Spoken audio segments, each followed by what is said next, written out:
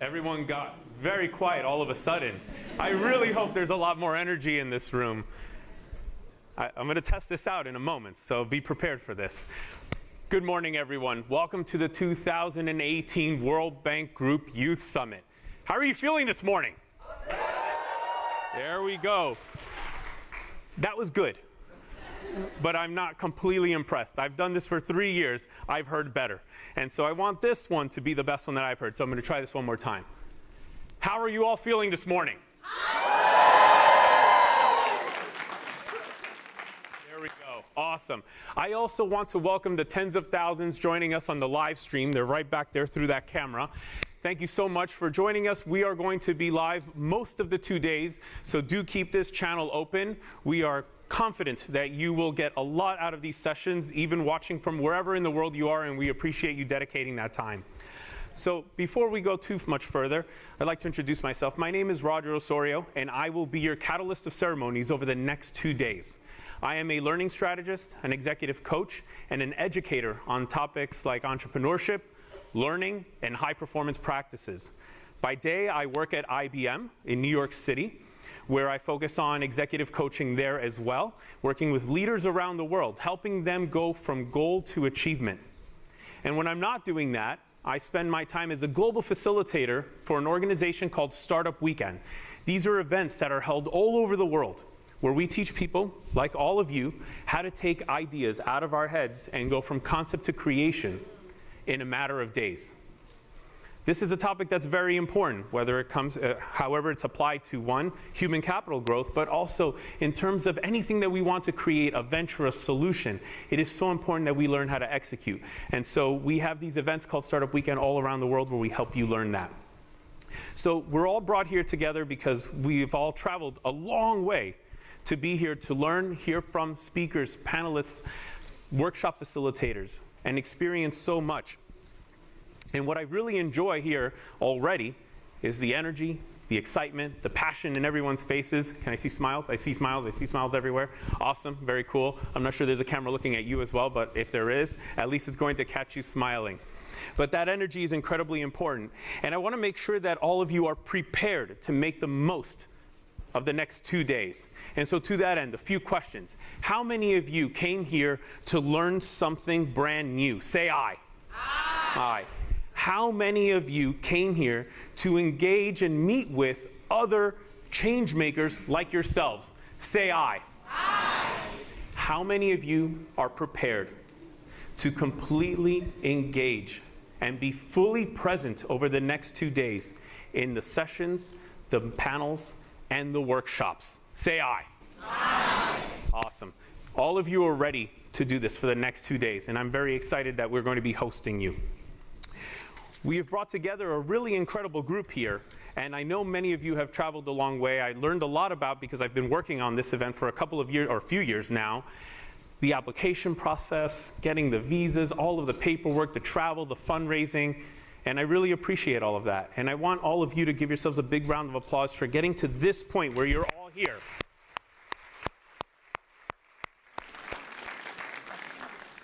Now, we are going to be here calling the World Bank our home for the next 2 days, and I want to make sure that we feel at home while we're here. So I have a few very important things to mention.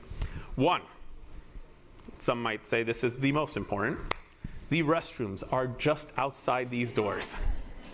This is incredibly important, just on your left. So if you need to step away for a moment, it's right there. You will not have to go very far. So please do help yourself whenever you need it. 2, Wi-Fi.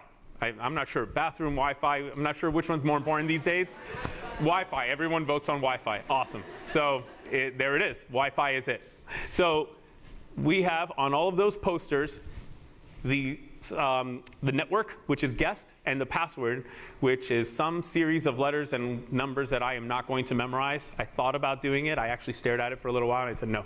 You can read this. It's all over the place. Please do make sure to log on to the Wi-Fi. We are using an app for the agenda, the bios, for voting, for updates and announcements throughout the entire 2 days. I want to make sure that all of you have Wi-Fi running through your phones from wherever in the world you have come to make sure that you get all of those updates in real time. So please do make sure you're doing that. And the final thing that I need from all of you, now that we've covered restrooms and Wi-Fi, please keep your ringers off. Because what we want to do is we want to make sure that in order for you to be fully present, that you can also not distract others around you, but also we want to show respect for our speakers, our panelists, and our workshop facilitators. And so in order to do that, I don't want a ringer to come off and all of a sudden they're distracted. Let's stay fully present in what we're doing here, and that will help us and go a long way. So please turn your ringers off throughout the next couple of days. It is now my great pleasure to introduce two very special people to the stage. The first, Samia Asaf, is the treasurer and co-chair of the Youth Summit and works in the bank's Social Protection and Jobs Global Practice. The second person is Fanny Delaval, the manager and co-chair of the Youth Summit, and she works in the World Bank Gender Innovation Lab. They are the co-chairs of this event, helping to make all of this possible. Please, please give them a big round of applause.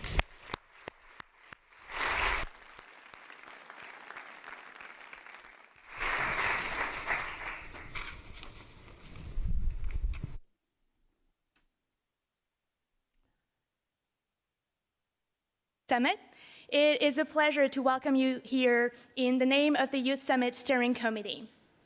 The Youth Summit was created in 2013 with a vision of a world where youth from all nations would come together and join forces to ensure that our fates are not determined by our gender, our race, our country of birth, or disabilities, but that we have the opportunity to define our own trajectories and to reach our highest aspirations. This year, the Youth Summit received 1,500 applications, and we have over 400 people in this room in Washington, D.C., coming from 117 countries. Beyond this room, we have thousands of people worldwide watching through the live stream. You are all smart, bold, and transforming the world in your own ways. For instance, I know that we have a participant, Laura, from Liberia here, who is leading an organization that provides scholarships to Ebola survivors and orphans in an effort to end illiteracy in her country. Right, yes, please, round of applause. We have another participant here, Honda, from Mongolia, who made her way to the office of the mayor of New York City, where she is working on anti-poverty initiatives. Let's give her a round of applause as well. And you all deserve these applause. You all are the reason that I am excited about this year's theme of human capital. Human capital can seem like a bit of a technical term, but it really simply is your potential as an individual. The World Bank Group needs youth leaders like you to achieve its goals.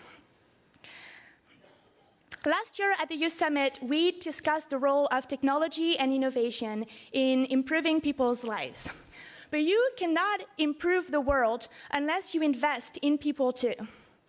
I have read your applications, and I know that you individually all come with inspiring ideas on how to build human potential. From ensuring that babies are not condemned to a life of poverty before they even utter their first words, to ensuring that women in all countries have the ability to reach the highest political offices. But building human capital is a collective effort as much as an individual one.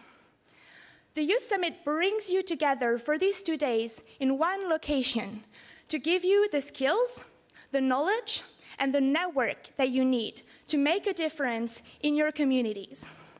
So I'm going to give you a few insider tips as to how to make the most of this event so it outlasts these 2 days in this room. The agenda for this event was built to ensure that we look at the entire life cycle of an individual and that we identify at each stage of their lives the best ways to enhance their human potential. I encourage you to make the most of the 9 keynote speeches to ensure that you understand the best ways to influence the highest level strategies in organizations like the World Bank Group or Hilton or other private and public sector institutions. You as youth have the ability to help design those high-level strategies, and this is your chance to learn how. Our 22 panelists will dive into more technical conversations on human capital. I want you to listen to their expertise, their knowledge, their experience through the lens of your own priorities, so that you can actually apply this knowledge in your projects when you come back home. Our 27 workshops are the chance for you to build the skills that you need to actually take those ideas and translate them into actions. Please make sure that you interact fully in those workshops. Just speak with your organizers, ask questions to your fellow participants. This is how you will make the most of these sessions and of the summit. Tomorrow, you will have the opportunity to watch our 6 finalists, who were selected out of 1,300 applicants, pitch right here in front of you at the Youth Summit. This will be an inspiring time for you to learn from their pitching styles, from their ideas, so that maybe next year you can be the one applying and pitching here in front of the audience. So to make sure that you actually take this advice and apply it during the next 2 days, I am going to give you 3 challenges that I want you to commit to during these 2 days. So make sure you have your notepads out, your computers out, and that you write them down so that you remember them throughout the next 2 days of the summit. My first challenge for you is to widen your network. I want you to find someone in the audience, or if you're watching online on the Facebook group or on Twitter, who is from a different continent, but works in the same sector as you. And I want you to take a picture with them and tweet them with the hashtag WBG Youth Summit, mentioning your 2 countries and the goals that you have for the Youth Summit. My second challenge for you is to widen your perspective. Ask a question, whether you're asking it to one of the panelists or keynote speakers or to each other in the audience. This is your opportunity to learn something new.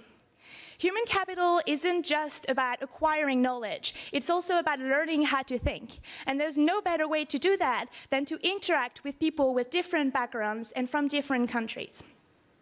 My third and final challenge for you is to come up with one action plan of one thing that you will do differently when you return to your community after the Youth Summit. Whether it is changing the way that you do your work, your job, whether it is changing the way that you do advocacy or how you do your studies, just think of and write down something that you will learn from the Youth Summit that will influence and make a difference in your community in the month following your return from the Youth Summit. I hope you really enjoy this event, and I really look forward to meeting all of you during the next 2 days. Let this Youth Summit be the place where we sow these seeds of change. And I'd like to introduce now my co-chair, Samia, who will give another introduction to the Youth Summit. Thank you very much.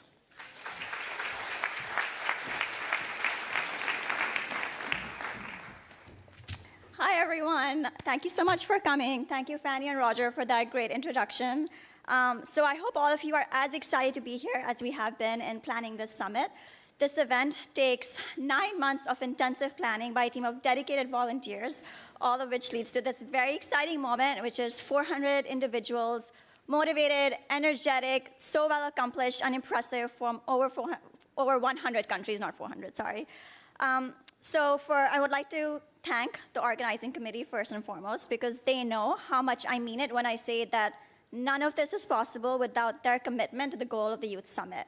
And I want to thank all of you for trusting us with your time, for traveling all the way to Washington, D.C., and we really hope to make this worth your time. I'd also like to take a minute to thank our event sponsors. In addition to their contribution, they've given us invaluable guidance and support on how to best structure the agenda to really maximize our 2 days here. With their support, we have, as Fanny mentioned, almost 30 different workshops on a range of topics related to human capital and almost 30 different speakers from across the World Bank Group and a range of external partners. So why human capital?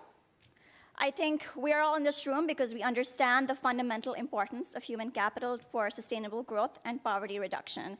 And we also agree that there is not nearly enough investment in this critical area as there should be.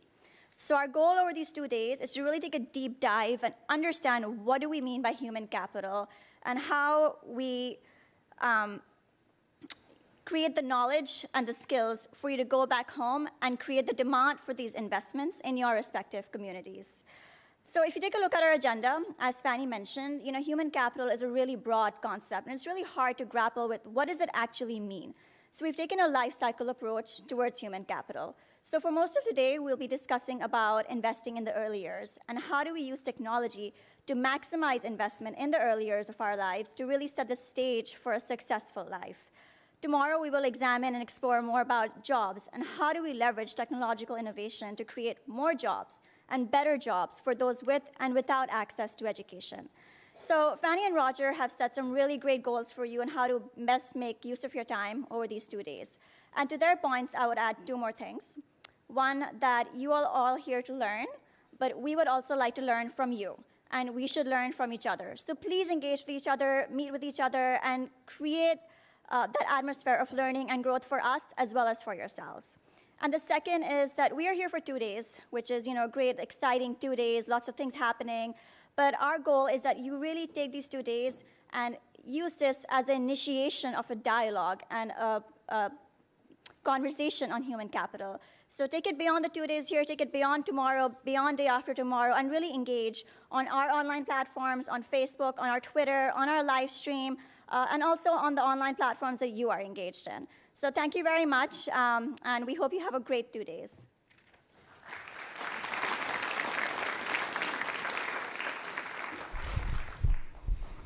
All right, thank you again, Samia and Fanny. Let's give them one more round of applause for all the work that they've done to put this together. It is now my pleasure to introduce our first speaker, Dr. Jaime Saavedra. Jaime leads the education global practice at the World Bank Group. He rejoined the World Bank Group from the government of Peru, where he served as the Minister of Education from 2013 through 2016. During his tenure, the performance of Peru's education system improved substantially as measured by international learning assessments. Throughout his career, Dr. Saavedra has led groundbreaking work in the areas of poverty and inequality, employment and labor markets, the economics of education, and monitoring and evaluation systems. Dr. Saavedra holds a PhD in economics from Columbia University and a bachelor's degree in economics from the Catholic University of Peru. Please help me welcome to the stage Dr. Jaime Saavedra.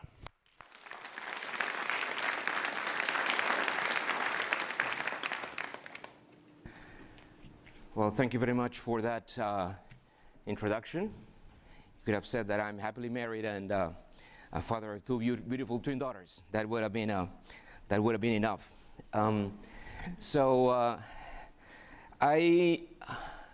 Last week I was asked by a foundation to share my education story, and I thought, coming here, so well, that might be a good idea to share that with you.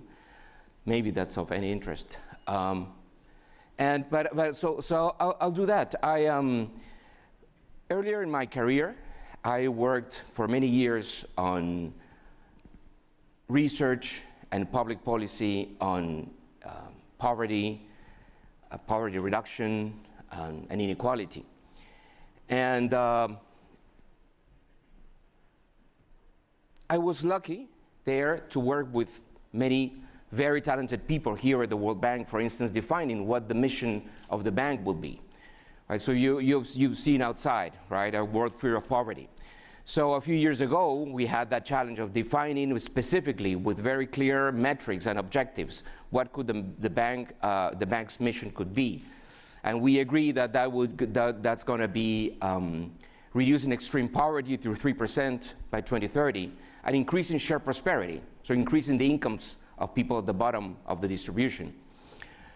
But what's the main engine behind that reduction of poverty? What's the main engine behind increases in incomes of families and increases in growth and development of countries? Well, it's education. What's behind prosperity of nations? It's education. When I was not working mainly on education, when I was working on poverty and inequality, if you were to ask me what's the most important thing a country could do is invest in the people.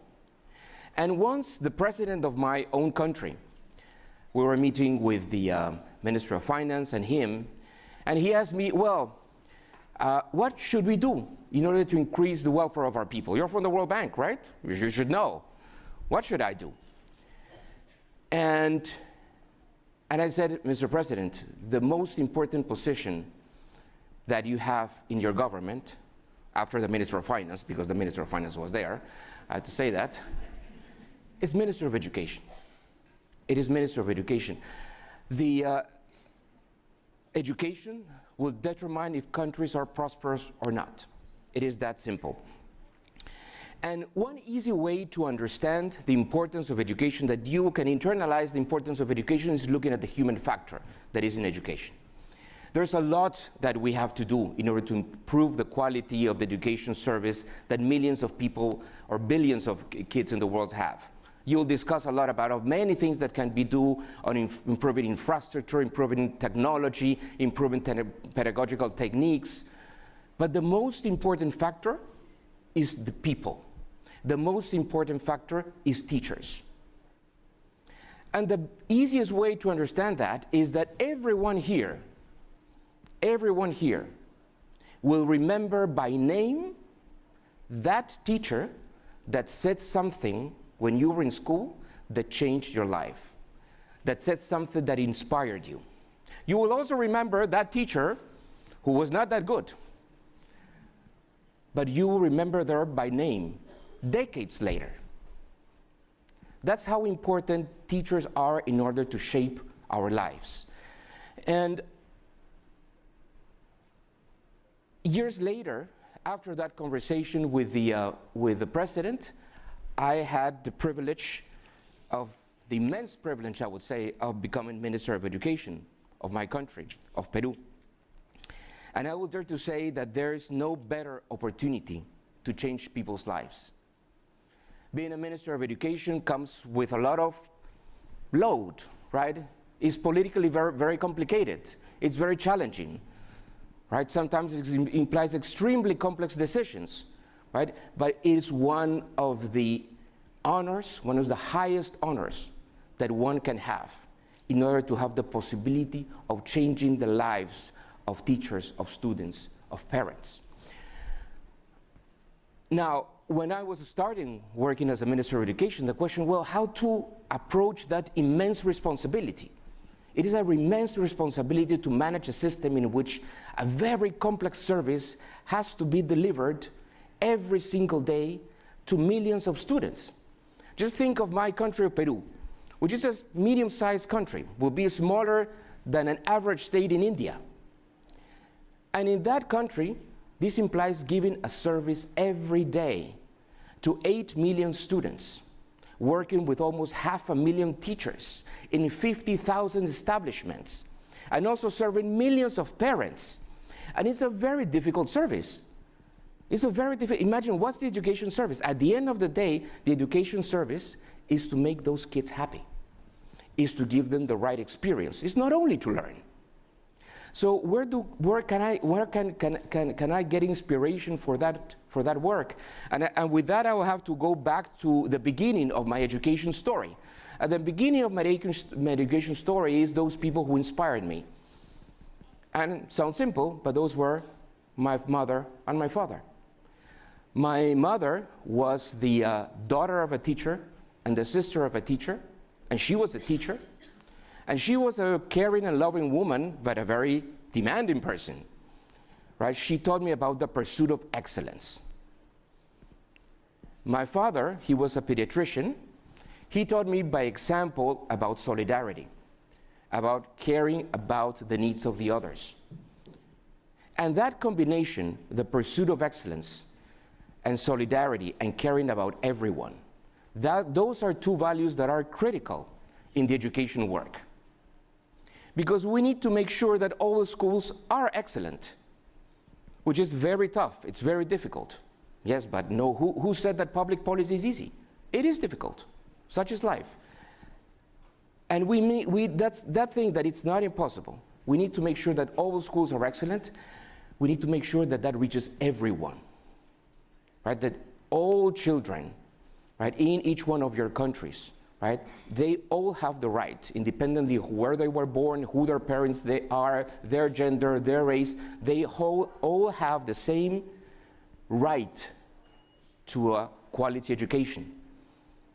And all children, even inside the classroom, children that inside a classroom are completely heterogeneous. Right? It's very, very difficult to manage a classroom. In a classroom, those who have been there, you're talking about 30, 40 kids. Each one is completely different.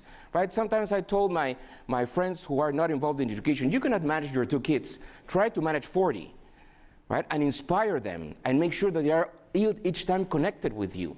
And make sure that all those kids who are each one completely different in terms of tastes, preferences, potentials, interests, they all have to learn. That's a very tough job. It's a very tough job that teachers have. But that challenge, that is possible, because there will be real justice and real freedom only when everyone has the opportunity of a good education. Is that happening? No. There is a learning crisis. And unfortunately, it is unfortunate that we can use the word crisis. I mean, sometimes people say, why is the World Bank saying that we have a crisis? What happened yesterday? Well, nothing happened yesterday, right? It has brewed during the last decades, right? In which we have had an expansion of most educational systems. More kids are in school. But the one number that we have for the developing world is that of all those millions of kids who are in school, 50% are not getting the minimum proficiency levels in math, reading, and science. 50% is huge. It's like half of this room is finishing primary education, and they cannot read a sentence, and they cannot understand a sentence. That is a tragedy. And in addition to that, that's with the children who are in school. In addition to that, we have 260 million school-age kids who are not in school. 260 million. So we have a crisis, but it's not impossible. It's a matter of everyone doing her job. If every teacher would internalize that her job or his job is to make sure that all the students in this classroom learn and are happy. They have to internalize it. The teachers, the principals, the school administrators, the bureaucrats, all the people in civil society working on education. Everyone has to internalize that their job is to make sure that every single kid learns. Is that understood? Not yet. Not yet.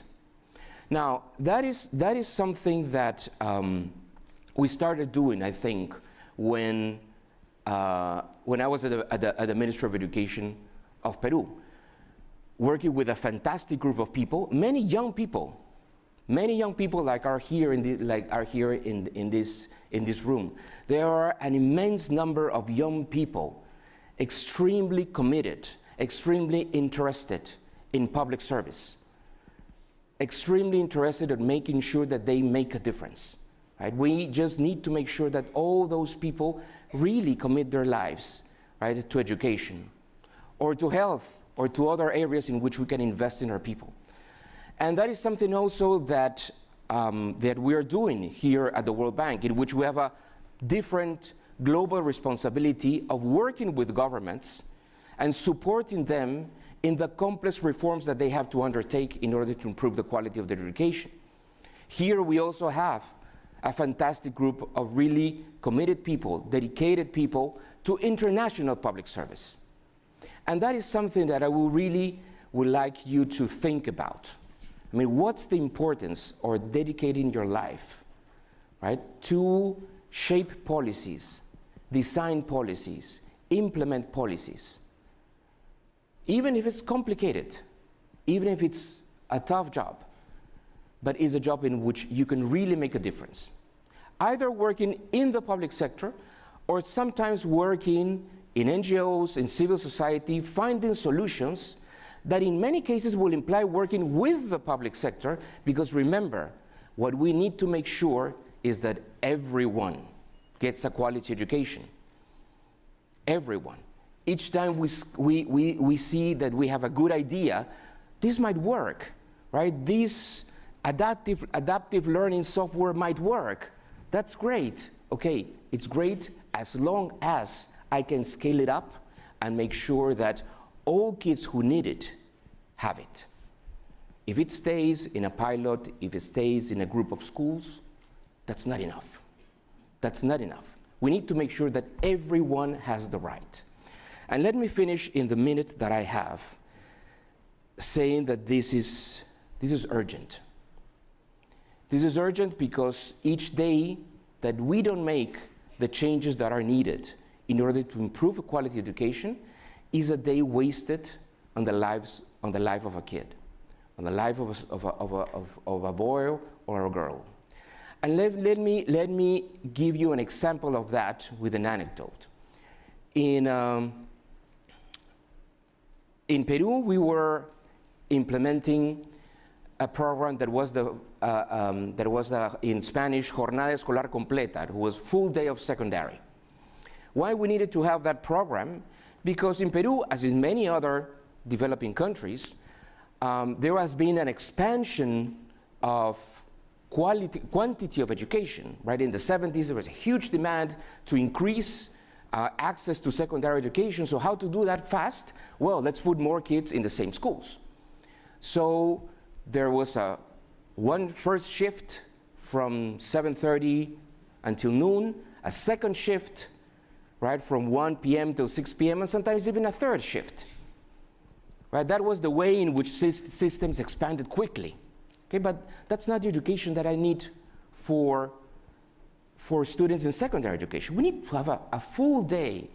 So the program, this intervention, was about a new curricula, more material, a longer school day, and then the school would be available for students, for extracurricular activities in the afternoon. That means the students do not have to disappear because the second shift will come, so they can stay in school longer.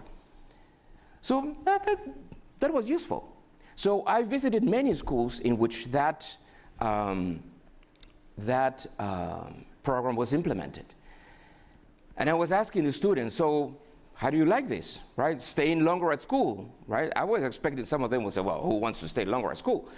But no, most of them say, no, this is nice. We have more time with our friends, we have more time with our teachers, we're learning more, there's more material, there's a different infrastructure in the school, so they were happy.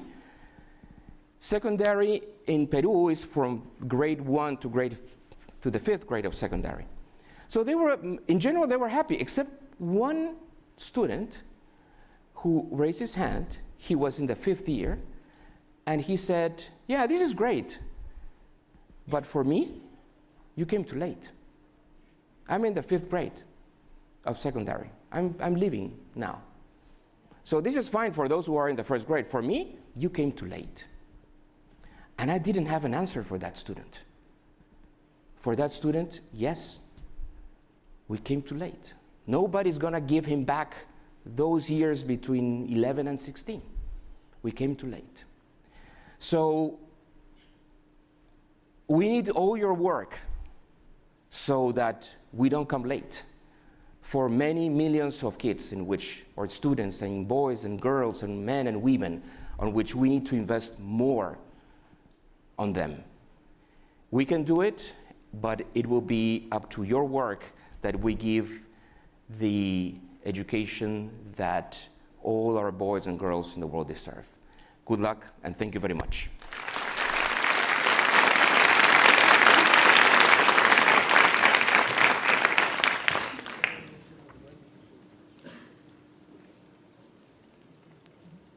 One more round of applause for Dr. Jaime Saavedra. All right, can I ask everyone to please stand up? Please stand up, stand up, stand up. All right, high five 2 people around you and sit back down. There we go.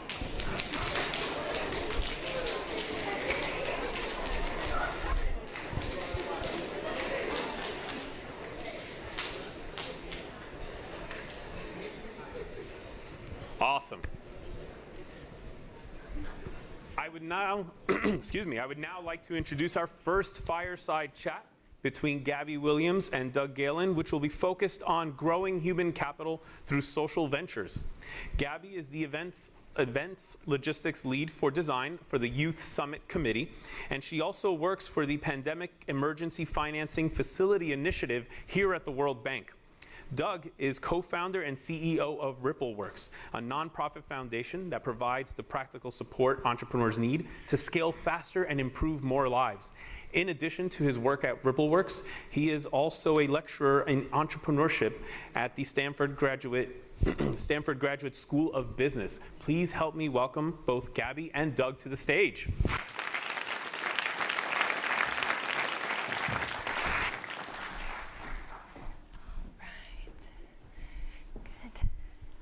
Good morning. My name is Gabrielle Williams, and I'm very excited to be with you here today and also to embark on this 2-day journey where together we will explore how you as thought leaders can unleash the power of human capital. In honor of this year's theme, I wanted to take a moment to wish you all a happy International Day of Persons with Disabilities. In observance of this day, I encourage all of you to think critically about how your endeavors and the lessons that you learned during this conference involve, impact, and will be implemented by persons with disabilities. I further encourage you to listen actively and participate often so that you take away as many lessons as you can about how you can start and scale your own endeavors to tackle the global issues of today as well as those of tomorrow. We have an amazing program for you filled with industry leaders who are here to help you do just that. One of these change makers is my esteemed guest, Doug Galen. Doug has been building innovative and disruptive companies for 25 years. He is the co-founder and CEO of RippleWorks, a nonprofit foundation that provides the practical support entrepreneurs need to scale faster and to improve more lives. RippleWorks partners high-growth social ventures around the world with leading Silicon Valley startup expertise, specifically through short-term, high-impact projects. Since launching in 2015, RippleWorks has managed over 70 projects with social ventures across 55 countries, empowering entrepreneurial teams that are improving the lives of more than 200 million people. In addition to RippleWorks, Doug is a lecturer in entrepreneurship at the Stanford Graduate School of Business. He is also on the board of directors of the Heifer International, Positive Coaching Alliance, and Kenzie Academy.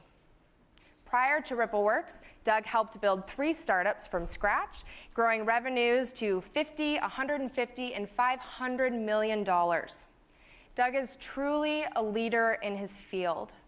As one CEO who worked with Doug attests and described in his own words, one strength is that Doug, his mind is truly open to new ideas. Many people would not listen to me because I was with a startup.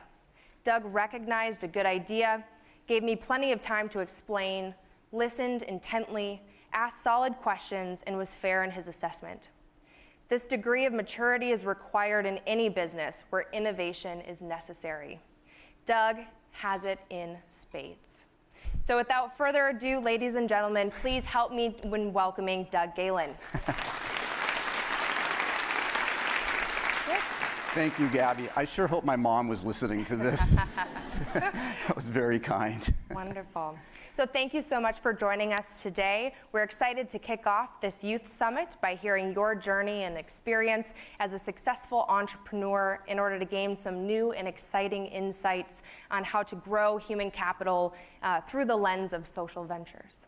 So we thought we'd start at the beginning of your journey. So who was Doug Galen in his 20s? What were you up to then, and what has happened since then that has made you what you are today? And answer that in 2 minutes. Yes. Yeah, okay, Thank great. you.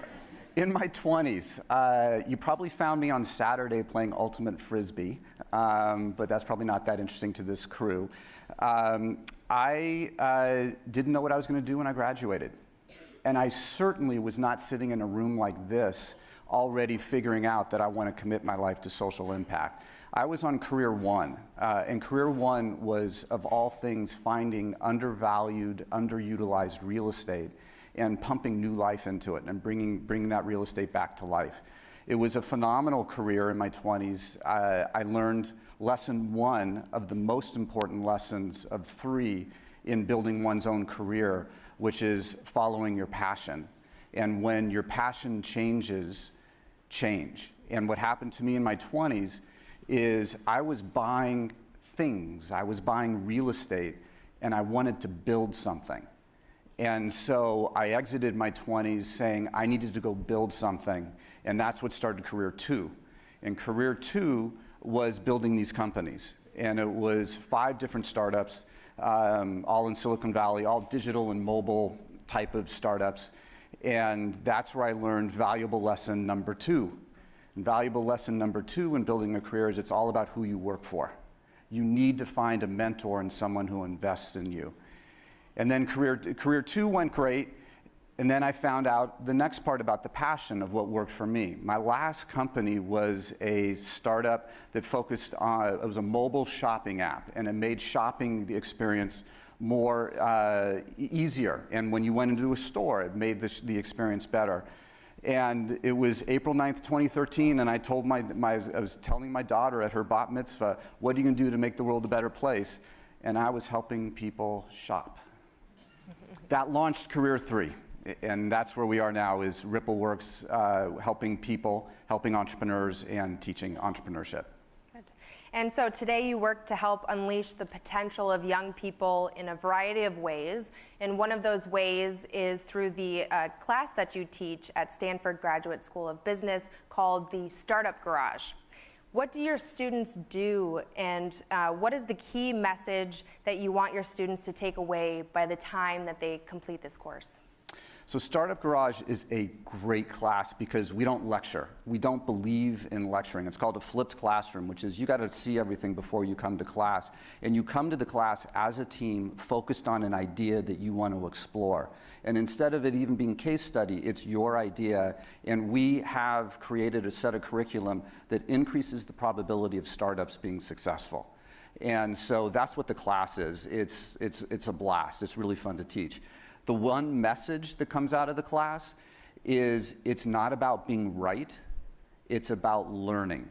It's about, there is no way, there is no startup in the history of the world that got it right in the first moment of creating the company. We think entrepreneurship is a lightning bolt moment, and all of a sudden you have instant company. It is a lot of hard work, and so the best entrepreneurs are those who have religion. They have commitment to the problem they want to solve. They want to help smallholder farmers increase the yield of their farms, but they are agnostic to the solution, and they learn as they go to figure out what's the best solution. Wonderful. So your latest venture, RippleWorks, actually came about as you applied that startup methodology that you just explained. Can you walk us through the journey that you went on as you started RippleWorks and what you discovered and what it led to? So have people heard of the impression, eat your own dog food? Which, okay, no. Eat your own dog food is that if you practice what you preach. And so at Startup Garage, we were taking students through these startups in the morning of how to build a company and go through the 4 stages. And what I did in the afternoons is I used the exact same framework to start RippleWorks. And I didn't know how I wanted to play in social impact. I thought at first it was going to be around money. And then I went around, and rule number 1 of building a startup is talk to people. And so I went around, literally around the world, and talked to people. And what I learned is every time I went to an investor or a funder, they said, hey, do you know of any great companies that we can support? And that's when I got it. I thought capital was the biggest constraint to growing a company, and it's not. It's human talent. And that's when we decided to build RippleWorks. And in the journey of understanding human talent, we just heard a little bit, this is a generational challenge that we have, and we have a lot of great initiatives that we're focused on. But what do you do if you're an entrepreneur that already has a startup, and you're already trying to solve the world's toughest problems? You don't have a generation to wait for talent. And so RippleWorks bridges that gap so that if you need help now, we provide help now. And so that's how I went through the process to find RippleWorks. And so describe the process or how RippleWorks works. How do you identify social ventures, and what does it look like for you to help those social ventures scale? Maybe you can provide this process through an example of one of your projects operating within an emerging market. So we're sitting in Silicon Valley. That's where we're based, and that's a blessing and a curse. The blessing, access to the best talent in the world, some of the greatest thinking. The curse is, how can we sit there in Silicon Valley and understand what's going on in Accra? How can we understand what's going on in Sao Paulo? So we can't. So we rely on investors and funders to refer organizations to us that we think have the best shot to drive social impact at scale. So we vet for the best organizations in the world that we think can do that. And then what we do is we like consultants, some of them are some of my best friends, but we don't believe consultants are the ones to help these organizations. We believe people who have sat in their seat before are the best ones to solve their problems. And so we identify experts in Silicon Valley who have solved that problem, who will volunteer their time for the next 4 weeks to 4 months to solve that problem. And we will project manage the entire thing. So, real world example. Organization in Tanzania had figured out how to deliver solar powered lanterns at an affordable price to villagers, which, as many people know, that eliminates hot lung, which kills 4.3 million people a year. It allows girls who are sitting in the back away from the fire to actually have real light that they can learn to read, all sorts of wonderful things. This organization needed to quintuple the size of their call center in Tanzania. That was a new experience for them.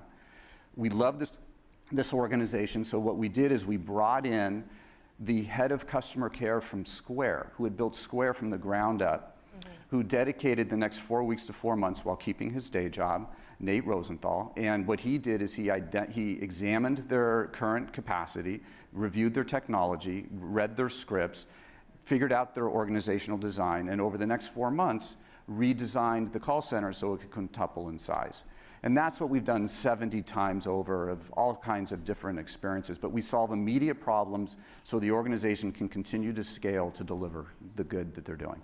Wonderful.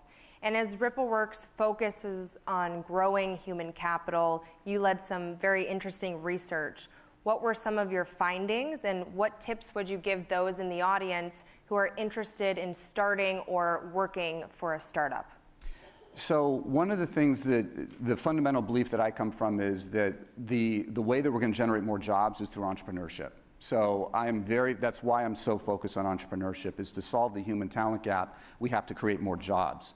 So I commissioned and we initiated a research project where we interviewed 628 CEOs from 59 different countries to understand the talent gap. We learned 3 critical things. The first is 75% of the startups said that the human talent gap was either a critical or high impediment to their growth. So what that meant is that you have to start earlier and earlier to hire. It takes up to 6 months to hire great people. The second fact was 64% of the startups said the single biggest issue was money to attract talent. And so money is a real challenge for us, for us in the social impact space. And the big lesson here was, you're not going to win on money, social entrepreneurs, so stop trying to compete on money. And create what's called the employee value proposition. So all of us think about consumer value propositions when we start a company. We don't take enough time to think about, why should I go work at your company? And we created a methodology that we have now shared and use, which is the employee value prop. The third part of the study was around this gap of needing help, and we all use mentors and advisors. And we wanted to understand the state of mentorship and advising. And here's what we learned, and it's not good. The first is, for young organizations, for those of us who use mentors and advisors, only 53% of us found mentorship and advising valuable to us. So that means 47% of the time, those of us who are providing mentorship and advising, we ain't doing a good job. But it gets worse. That number plummets to 22% satisfaction as your company grows. So mentorship and advising needs to be completely redone. And this was fundamental to RippleWorks. We took these lessons, which are, 1, The satisfaction doubled, nearly tripled, if you had a regular engagement with your mentor or advisor. Once a year, once a month wasn't good enough. Second, specific domain expertise. Don't give me general knowledge, give me someone who solved my problem before. And three, don't forget to build a personal relationship. It's tough being a CEO, and that personal relationship creates trust, credibility, and safety to share your innermost secrets of you don't know if you're going to live or die every single day. Good. So, Doug, we have a few remaining questions, but we'll also be taking some questions from the audience as well. We have some mics in the middle if you would like to line up with your questions. We have a little bit of time left, and then we'll leave the last 10 minutes for questioning. Great. So, every day you get to work with the best social ventures around the world. What do you see in these entrepreneurs and their teams that inspires you? A couple things come to mind. The first is courage. Here in America, and specifically in Silicon Valley, if you're an entrepreneur, it's a badge of honor. Everyone's kind of cool.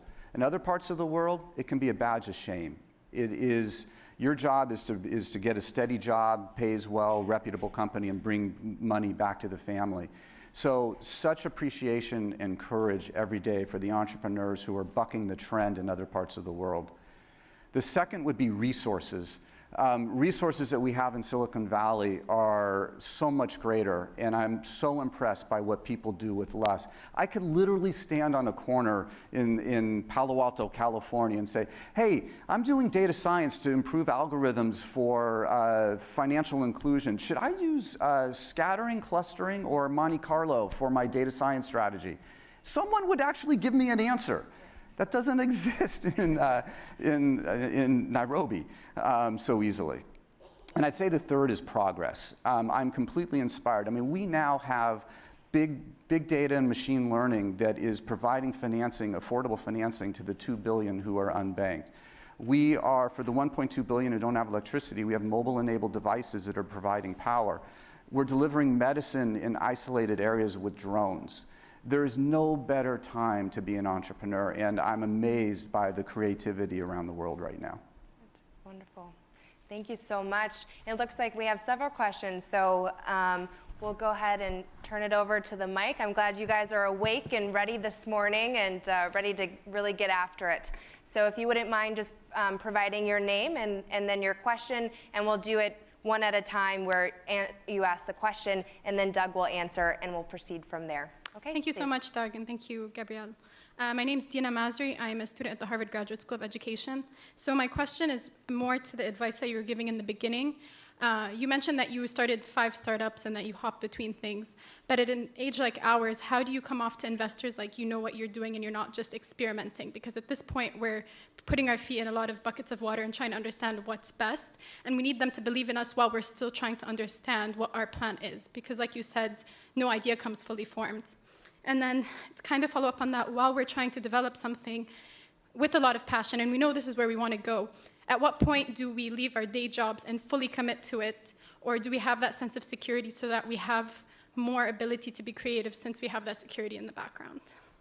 So how to appeal to investors? Investors are not looking for the perfect business. They know that it's messy at the beginning.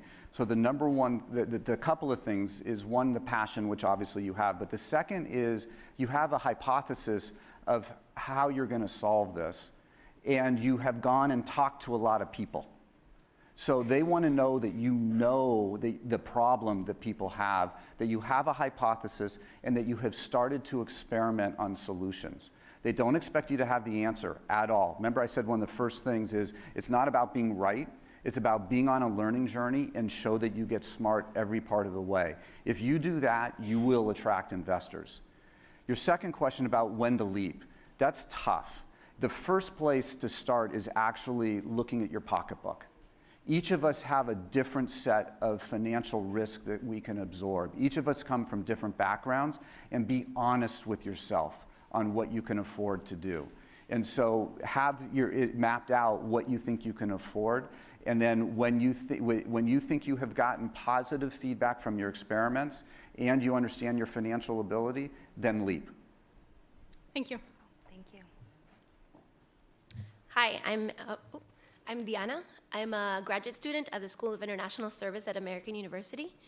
And I have all these ideas of things that I want to do in the future for social change. So I'm wondering, maybe from your perspective and your experience, what would be an advice that you give yourself, your younger self, after all that you've done, all these 3 different careers that you've pursued, and what would be one recommendation or one advice that you would give your younger self? Talk to people smarter than me. So whatever your idea is, whatever you're interested in, go on your walkabout. Go talk to as many people as possible, ask them questions, listen, and help them shape where you're heading. Thank you. Yep. Hello, Brian Asinja, originally from Uganda and currently living in New York. So part of my question is around youth employment. So the question is really breadth versus depth.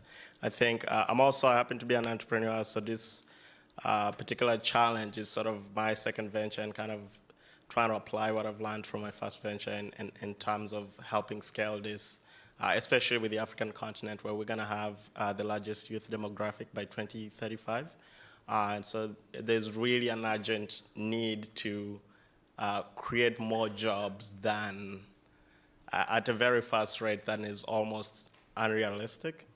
So I'm curious to know, one, do you have any thoughts with regards to that? Because currently we're trying to focus just on job readiness and Right. sort of assume that young people will be responsible enough to learn specialized skills by themselves online or via other things, and we can just help them prepare them for the real world of working and then help bring in the jobs via outsourcing or other partnerships. But anyway, just curious on where one could focus in that. Yeah, so RippleWorks, we spend a lot of time on the continent on this issue. So we're supporting early education with organizations like Educate. We're supporting secondary education with organizations like African Leadership Academy and University. And then we're supporting organizations like Harambee and AMI, which are retooling and reskilling. So I think you need to do all 3 of those to be able to prepare the continent for the largest labor pool in 2035, 1.1 billion people. So that's the 3 of the prongs that we're taking for the long term. And then the near term is we're importing talent from around the world to help solve these immediate challenges that organizations are facing. And then that will immediately spread to the teams, like we've done work for the companies I just mentioned. Those teams are now better prepared, and they will spread it in a more real-time basis. Thank you very much. You're welcome. My name is Darius. I'm from Penn State School of International Affairs, and I'm involved in founding and operating a NGO based in DC. But we are kind of suffering from a positioning, self-positioning issue. So, in your experience, how do you define the term social venture? What kind of factor that makes a organization, an entity, a social venture? Or a mission for that? This is a huge question about positioning, and there are a lot of people who don't like using the word social venture because it can reposition you wrongly, that you don't care about making a profit. And making a profit is a great thing because that's the engine of growth that attracts capital. So it really depends on what the business or what you're involved with. But there are a lot of people who believe on eliminating the word social and just be a great entrepreneur, a great venture, but have a social heart. And that's critically important. And you make that come out and eliminate social venture and social entrepreneur. Thank you. Yep. Loving these questions, everybody.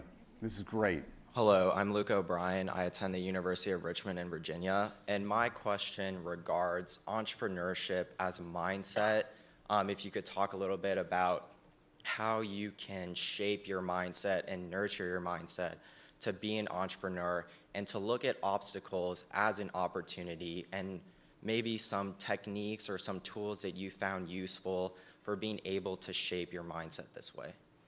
So I'm more of a people person than a tech person, believe it or not, coming from Silicon Valley when it comes to this topic, which is I would start by surrounding yourself with like-minded people who don't accept the status quo.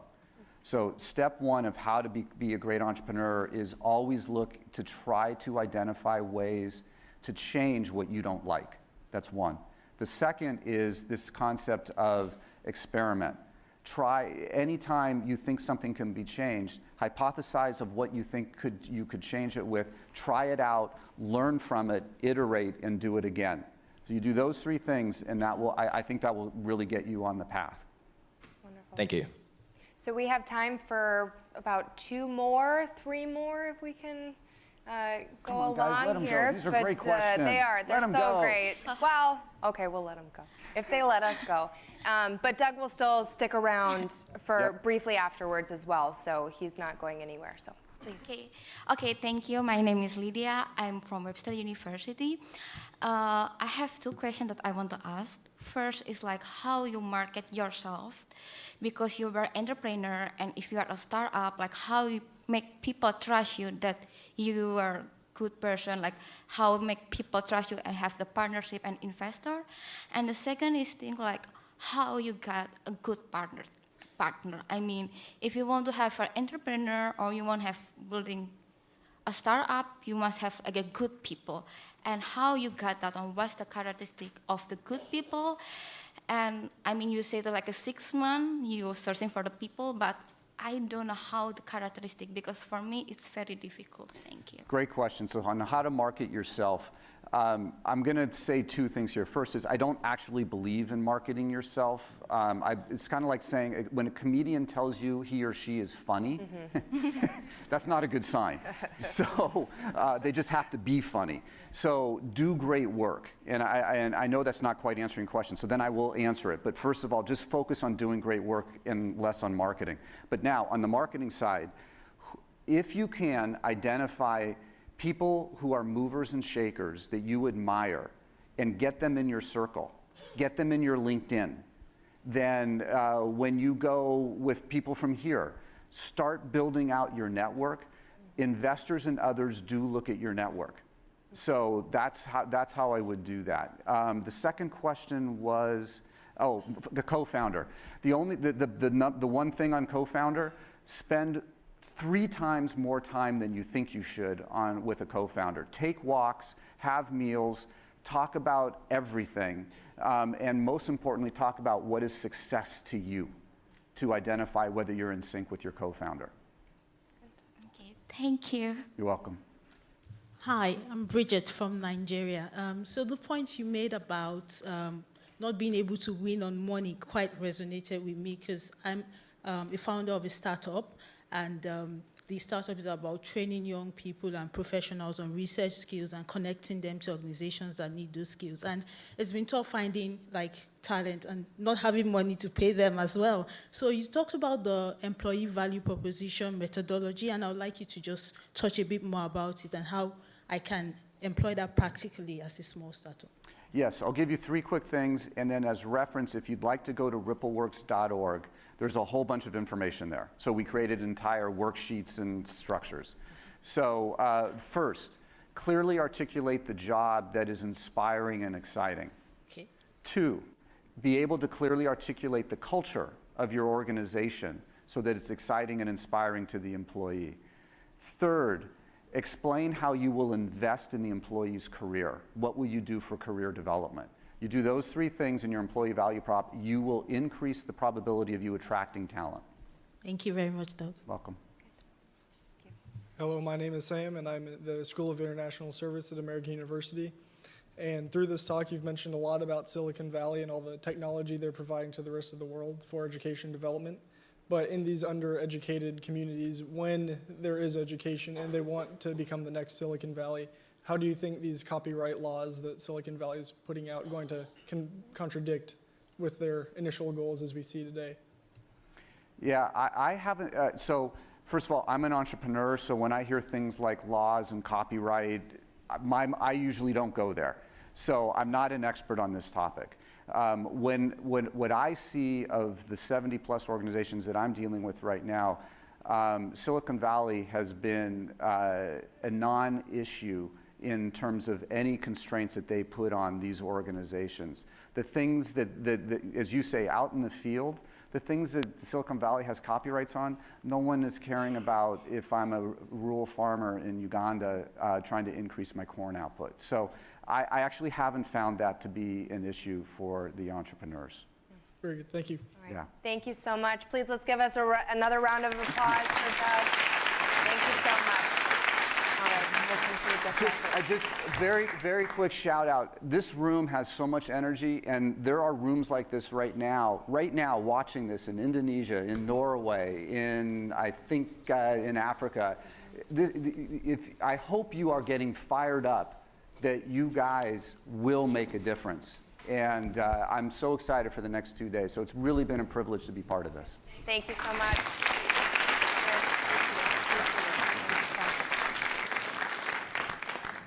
Thank you both. Let's give them one more round of applause. Great job to the two of them.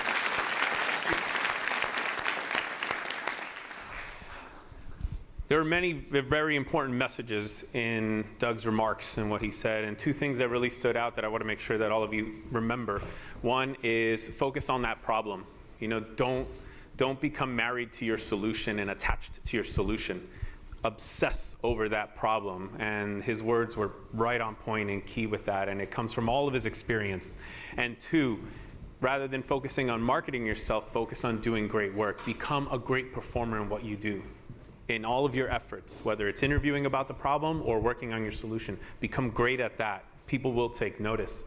I want to take the next few minutes before our next segment to prepare you for the next 2 days. We've got long days ahead of us, and events like this are rare and very special. It's not often that we are able to bring together 400 people from 117 countries around the world. This is not a very common thing that happens. And not only that, but you come together specifically to learn, connect, and form alliances in order to unleash the power of human capital. And so what I want you to do is look around to your left and your right. Everyone around you that you see here has worked incredibly hard to be here. And so I want to take a moment again to acknowledge that, because I can't get over this. So guys, give yourself a big round of applause.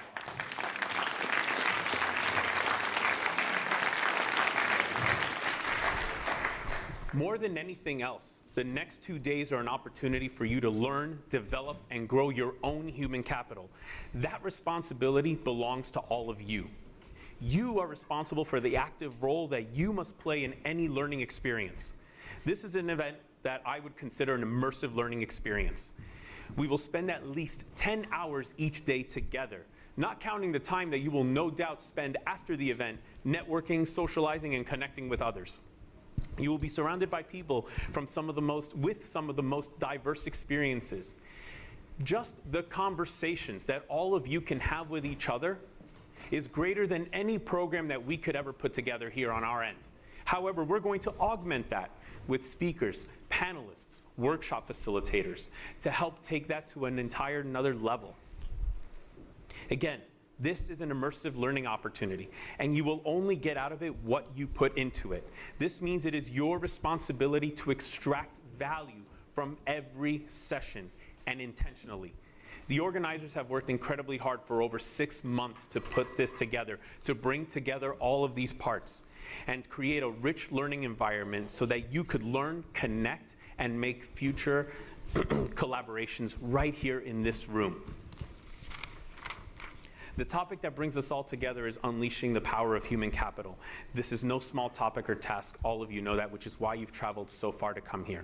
This is a tremendous challenge. And I too believe that this is a tremendous challenge. And I believe that you're here because you believe that you could take this back to your respective countries and help unleash the power of your own respective human capital. Like I said, I believe this too with all of my heart. As a former educator who has taught people from 8 years old to 80 years old, I believe in the power of human capital. And I've committed my life and my career to working with people and groups to unleash their respective power. When the power of human capital is unleashed, we change our reality. The world as we know it this moment changes every time that we grow our individual human capital. Think about that. With this new reality will come new possibilities. Some people say that anything is possible. I say make anything possible instead. And when we unleash the power of our human capital, we create new possibilities, not just for ourselves, but for those around us and for those organizations that we work and serve for. Over the next 2 days, I want you to have an experience that changes your reality in a significant way. I want you to leave here with new possibilities. I'm talking about possibilities that you could not even have imagined when you landed in Washington, D.C. Imagine that in 2 days from now, you will be thinking about things that you could not have fathomed at this moment. To that end, I'm going to issue you 3 challenges in order to maximize your individual human capital growth over the next 2 days. The first is I want you to write down 3 learning intentions or goals for the next couple of days. Do this during a break or even while I'm speaking, because I hear paper rustling already. 3 learning intentions. It is important that you stay focused and you come here with purpose, that you engage in each session with purpose. And when you do that, when you know exactly what it is that you want out of something, you get the most out of it. It becomes a lot easier to focus. So keep that in mind. 3 learning intentions or goals that you are going to set. Be as specific as possible. 2, and this one is very important. I want you to do something that scares you. In order to learn, you must become comfortable with the uncomfortable. You have to. You have to be prepared to fail and embrace that failure. Be comfortable with it. Be excited about it. For those of you looking to start businesses, you will not get it right the first time, the second, the third, the fourth, or the 5th. It takes time. But we have to be comfortable with that. Because if we quit and give up after the first try, then what are we doing here? So I want you all to practice becoming comfortable with the uncomfortable by doing one thing that scares you. And the third thing that I want to challenge all of you to do over the next few days, couple of days, is I want you to be present, to be fully present in the talks, in the panels, in the workshops, with each other. When you are talking to someone, make that great eye contact. Listen for that understanding. Ask questions. Connect. Stay in touch. But I want you to be fully present. The power of focus is so critical to learning at the highest levels. You have 2 days to learn a great deal, and I want you to get the most out of this event. And focus is one of the keys to taking your learning to another level. So I want you to keep that in mind. So those are my 3 challenges for you. I will remind you throughout the event, so you will hear this more than once, but those are your 3 challenges. Set your intentions, do something that scares you, and be fully present in this moment, in these next 2 days. Is that fair? Yes. Is that fair? Yes. Say aye. Aye. There we go. Awesome. Thank you so much.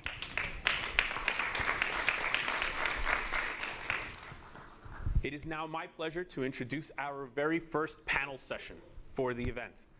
We will focus on the future of investing in the early years. We are very excited to have Laura Rawlings as our panel moderator. Laura Rawlings serves as the lead social protection specialist at the World Bank Group. Laura is an economist with over 20 years of experience in the design, implementation, and evaluation of human development programs. She currently manages both operations and research with a focus on developing innovative approaches for effective, scalable social protection systems in low-resource settings. Please help me welcome our moderator for the next session, Laura Rawlings.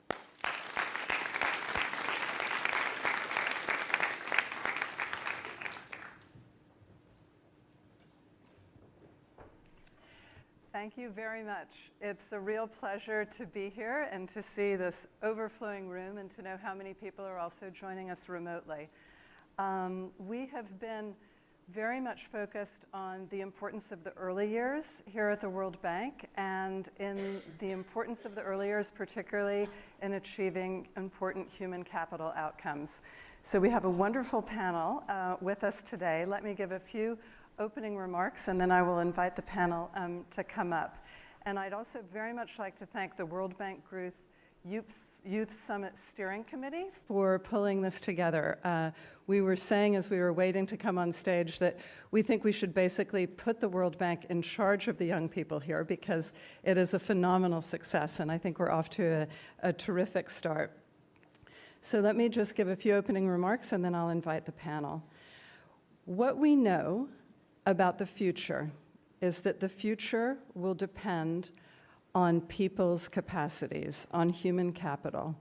We are living in a period today of very dynamic change. It is akin to the type of transformation that we witnessed during the Industrial Revolution, and it is changing many of the fundamentals that we look at today. And the world that we will face in 50 or 100 years is going to look very different from the world we have today, and we already see many of those drivers of change in technology and in human interactions. And much of success for everyone and access for everyone will depend on their human capacities more than ever. And so this morning, with this panel, what I hope we will do is appeal to both your head and your heart about why these investments are important. It's easy to appeal to one's heart because we all sense the very strong moral imperative of ensuring that each child begins his or her earliest years with the opportunity to realize their full potential. But I also want you to pay attention this morning to what will speak to your head, because you will look to and hear a little more about both the scientific and economic evidence that's increasingly irrefutable about the importance of investing in cognitive capacities, starting in utero, starting actually with investments in maternal and child health and nutrition, and the importance of cognitive stimulation and those impacts on neurological development, as well as the importance of these investments in terms of rates of return. Investments in human capital begin in the earliest days of life, and they lay a foundation for future prosperity and opportunity. But there's a dynamic cycle at play so that both the gains and deficiencies become cumulative over time. So it becomes much more difficult and much more expensive to remediate those early deficiencies later in life. Our goal at the World Bank Group, as we all know, is we have our twin goals to end extreme poverty and to boost shared prosperity.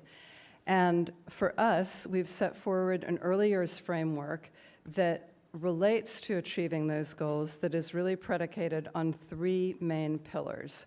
One is investing in adequate health and nutrition, especially in the earliest days of life, particularly the first 1,000 days and really beginning in utero. Second is to promote early stimulation and learning, and we'll hear a fair amount about that on our panel as well. Particularly important there in terms of the role that parents have in that cognitive stimulation and engagement, as well as the role of early childhood education, and ensuring that parents, mothers, and fathers have the legal and economic support to be able to play that critical role as the main agents in their child's future. And third, the third pillar is about nurturing and protecting children from stress and stress that affects their development. We know today that increasingly there's been almost a doubling in the number of child refugees, and many children are exposed to the stress from poverty that we know has a direct impact on children's cognitive capacities. And we know that it's very important to have children growing up in a safe, structured, and nurturing environment, free from poverty, free from stress, free from violence and conflict. And that is increasingly a difficult challenge. Investments in the early years are part of our commitment to investing in human capital and to have measurable, scaled-up responses as far as how the World Bank Group will be working with everyone, all of you, many partners, to advance on the Sustainable Development Goals and our twin goals. We want to set very ambitious milestones for this, and we look to partners. And there's no more important partner than youth in doing this work. So it's the youth not only in the World Bank Group, but all of you around the world who have such passion and energy for these advances. So without further ado, I would like to invite the panel to come in. We have a very illustrious panel. We have 4 panelists. from the legal, academic, and economic world, and they are going to speak to a lot of the opportunities, a lot of the evidence, and a lot of the innovations that are happening today. So let me invite them up, and then as you come up, I will introduce you as well. We have Rita Ginja, who's an associate professor of economics at the University of Bergen. She holds a PhD in economics from the University College of London, and her main research interests are in the areas of labor, development, and health economics. She's done a lot of work on the impacts of early childhood investments, particularly the impact on academic achievement, health, and behavior, from preschool programs that target children living in disadvantaged families. So she's looked at Head Start in the US, Sure Start in the UK, and she's also looked at the impacts of shocks on children, and is also on the benefits and impacts of parental leave, on outcomes among children, on intra-household labor supply, and on performance in the workplace. So welcome, Rita, and thank you so much for joining us.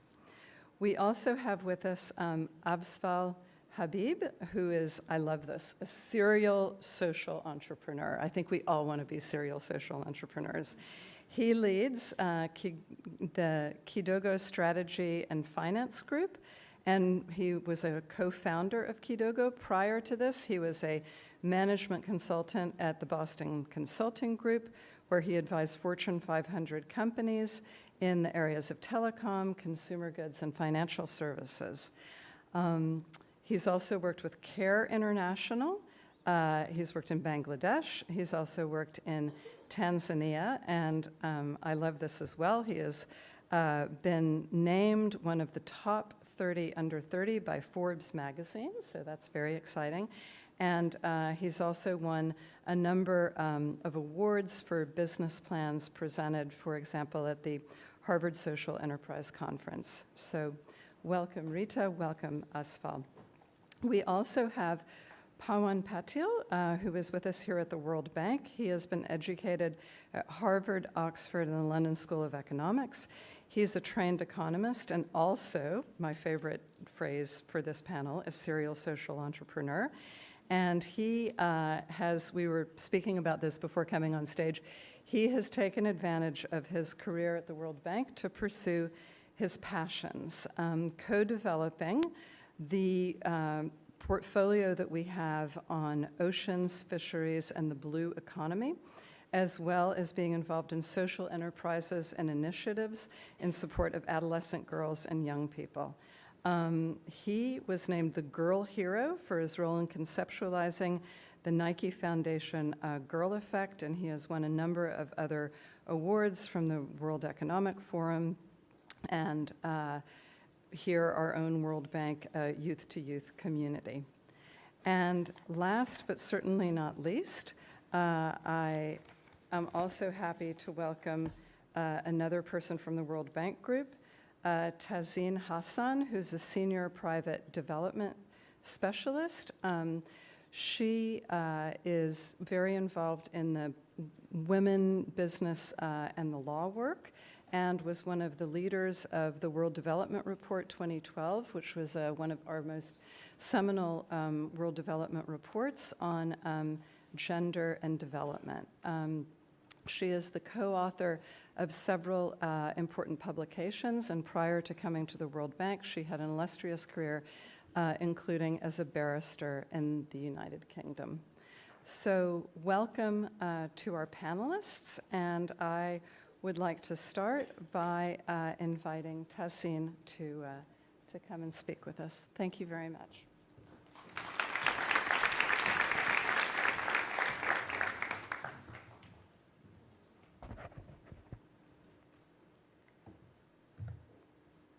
Well, thank you, Laura, for that introduction, and thank you for the opportunity to be in front of this full house at the Youth Summit. The podium's moving, so I better make sure that it doesn't fall off the stage. So let me start by explaining what we do. So I'm part of the program here at the World Bank Group, called Women, Business and the Law. And we look at legal differences that impact women's economic empowerment around the world. We are now into our 5th report. We've been around for 10 years, and we cover 189 economies around the world. And what we cover is the hidden laws that impact women's economic empowerment and their ability to get a job or start a business. And so we look at laws that maybe other institutions don't look at. We look at family laws, we look at land laws, we look at labor laws, and we look at gender violence laws. So today I'm going to give a splice of our data. We've got all our data is on our website, but what I want to do is narrow down into this area of childcare and investing in the early years. So a year ago, we just celebrated the anniversary very recently, we partnered with the IFC on a report called Tackling Childcare, Making the Business Case for Employer-Supported Childcare. And as a pilot, we covered 50 economies around the world and looked at childcare regulations in the space. So what we looked at, for instance, was whether the financial model around childcare, for instance, whether governments were supporting childcare, on who was responsibility for financing childcare. We looked at whether employers had the obligation to support childcare. We then also looked around the oversight around childcare. So for instance, whether there were licensing and regulations and whether there was any monitoring.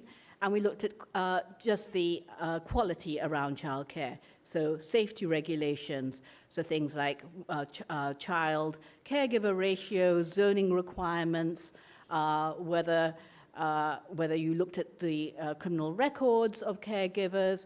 We looked at the different kind of aspects in relation to hours that a childcare provider was legally obliged to keep the childcare or day care center open.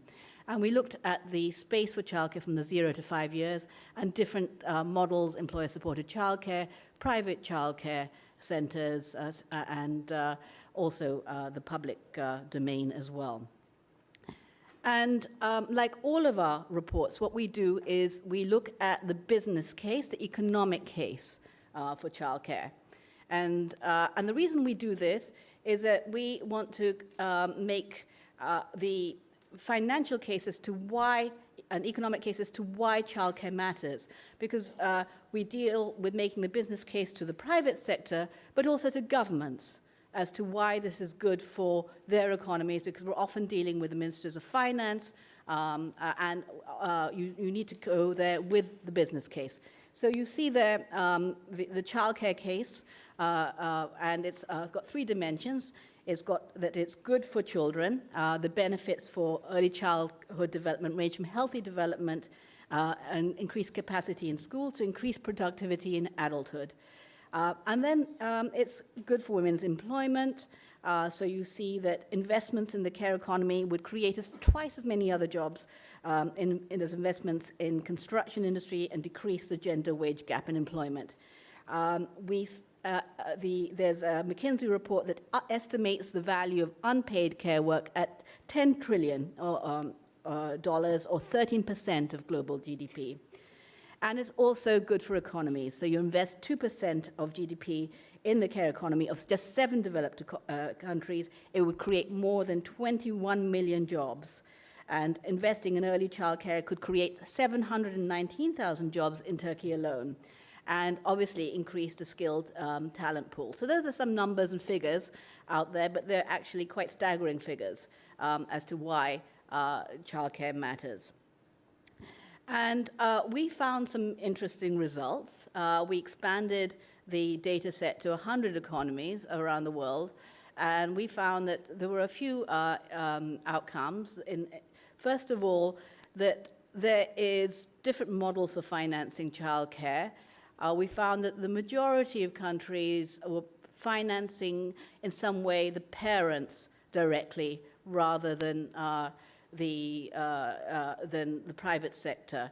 there were 19 economies around the world where employers had some kind of obligation to provide childcare, a legal obligation, and that varied in its scope. We found that there were gaps in the regulation of early childcare, so that period of 0 to 2 years, childcare regulation was missing, and in comparison to the 3 to 5 year age group. And that's important, because why would you leave your child in a place that was not regulated at all? So that decreases your trust as a parent in giving your child over to a space that's got no oversight whatsoever. And we also found that you can't look at childcare by itself. You have to look at the myriad of policies, such as leave policies, flexi-time arrangements, working hours, to kind of help parents and women in particular not only enter the workplace, but actually stay in the workplace. So going into some of the findings that we found in terms of the space around where the effects of childcare, we found that where governments support childcare, that women are more likely to receive formal wages, and you see that the effect is almost double. And so this is important, because out of 100 economies, 79 economies provide some kind of public childcare universally to children, regardless of the family income level.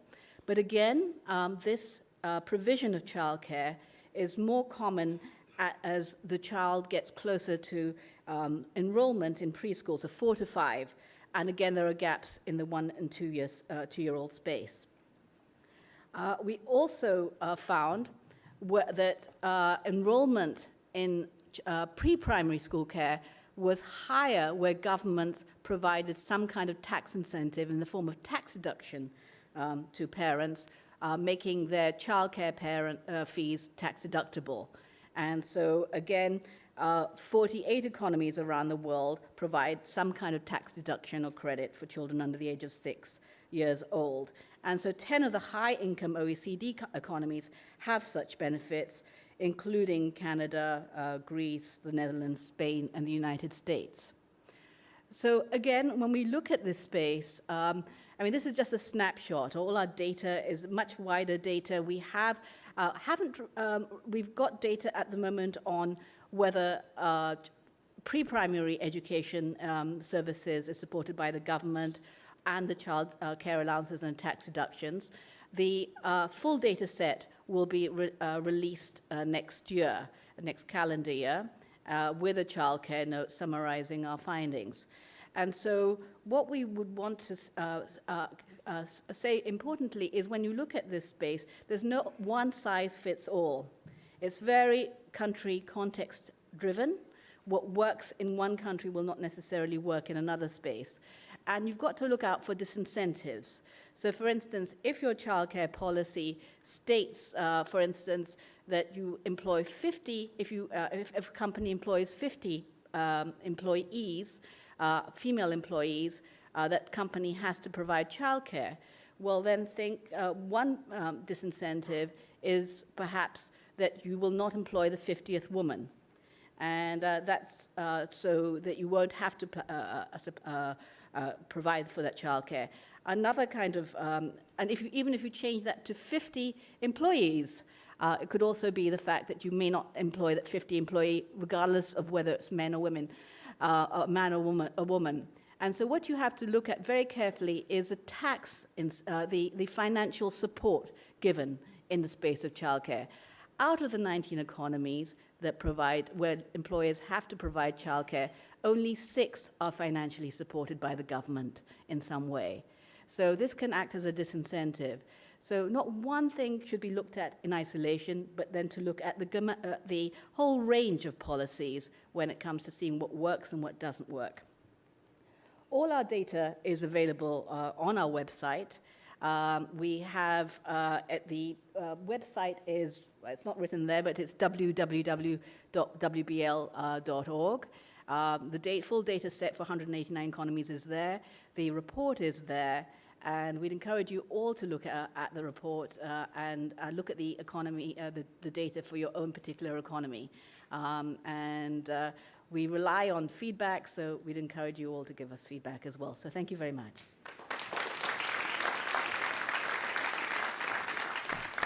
Thank you so much, Tazeen. I think we look forward to seeing your next report, and it was very interesting to hear how the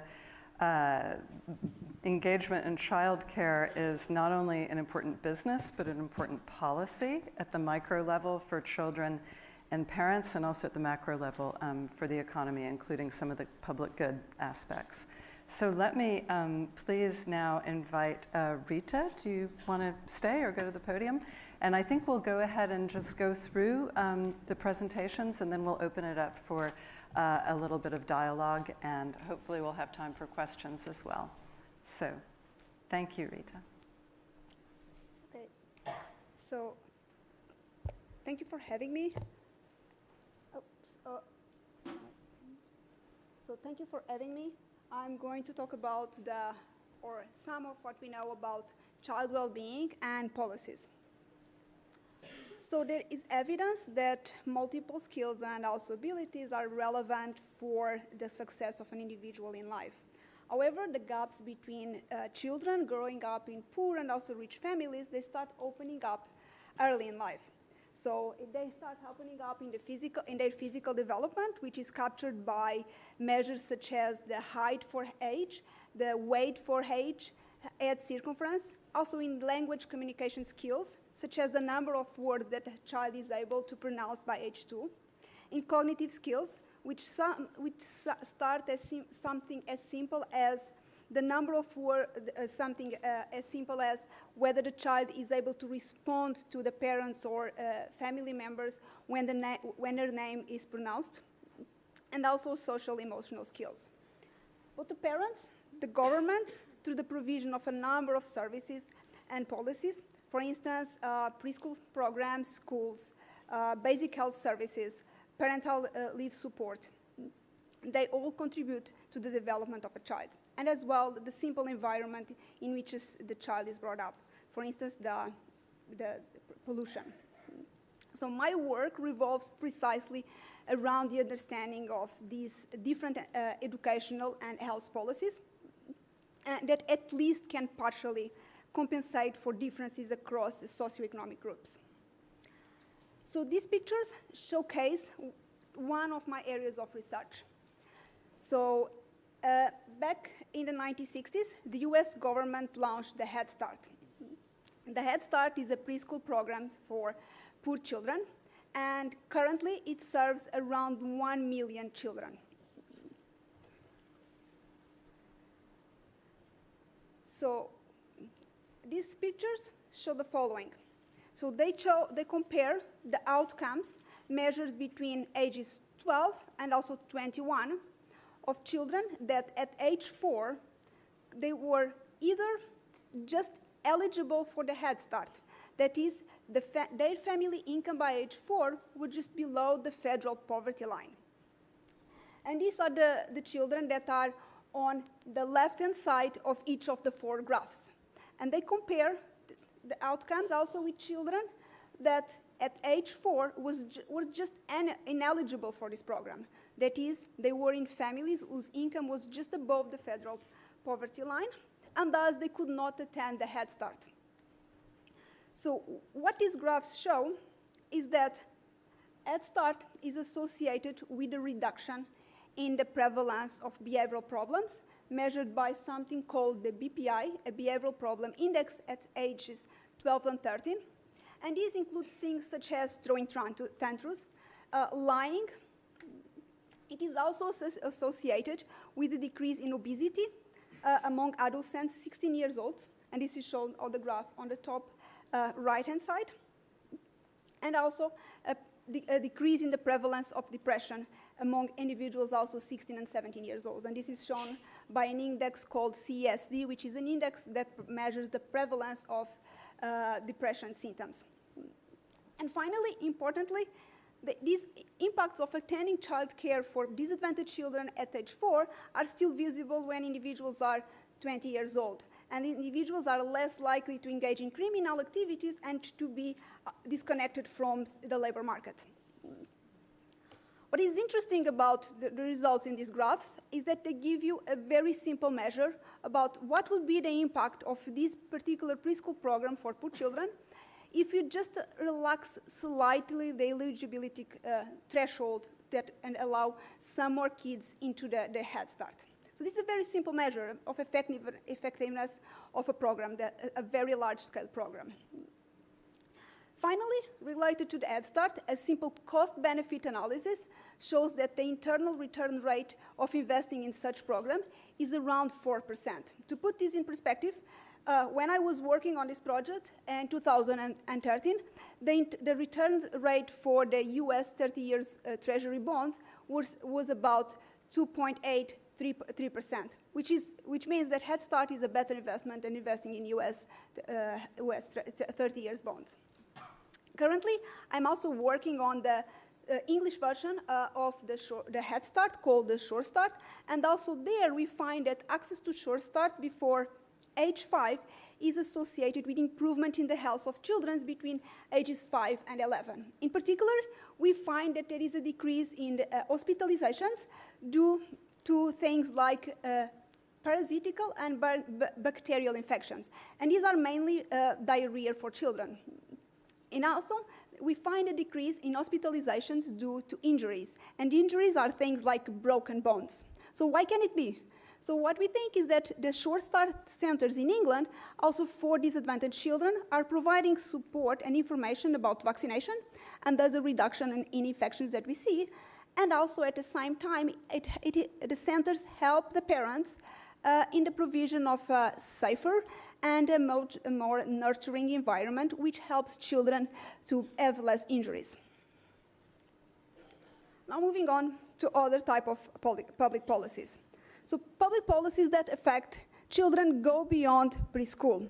The provision of simple, basic health services may also be effective. A prominent example comes from the introduction of universal health insurance in Mexico. This is an ambitious program. It was introduced between 2002 and 2010. And this program required that families could access it if they did not have health insurance provided by the employer. This comprised a target group of 50 million individuals. So this is half of the Mexican population. So individuals affiliated to this Seguro Popular, they would have access to a package of basic healthcare services. And this package of services was offered for free in a number of institutions that were supported by the Ministry of Health. These graphs also show the main effects of our study.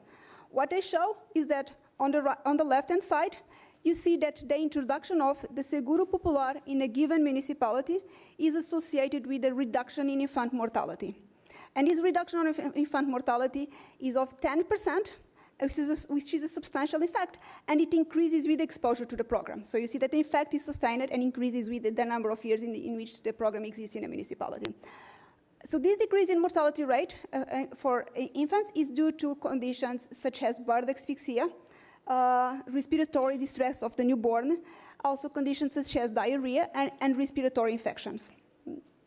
So the graph on the right-hand side, so that at the same time, Seguro Popular was associated in an increase in hospitalizations among infants. And this increase in hospitalizations among infants is precisely driven by conditions such as respiratory infections and diarrhea, for which we see a decrease in infant mortality. Although I'm not showing you, I can also tell you that there was also an increase in the number of hospitals, a number of births delivered in hospitals, which was associated to the Seguro Popular. And this explains the reduction in deaths due to things like birth asphyxia. So to put this in perspective, these numbers in perspective, the decrease in infant mortality rate that we see, which is only detectable in the poor municipalities of Mexico, and this basically is half of the population and half of the municipalities in the country, is able to close the 84% of the gap in the mortality rates between the richest and also the poorest municipalities in the country. So to sum up, these two types of policies showcase the example of interventions that can help preparing the next generation and close down the gap between socioeconomic groups. Thank you.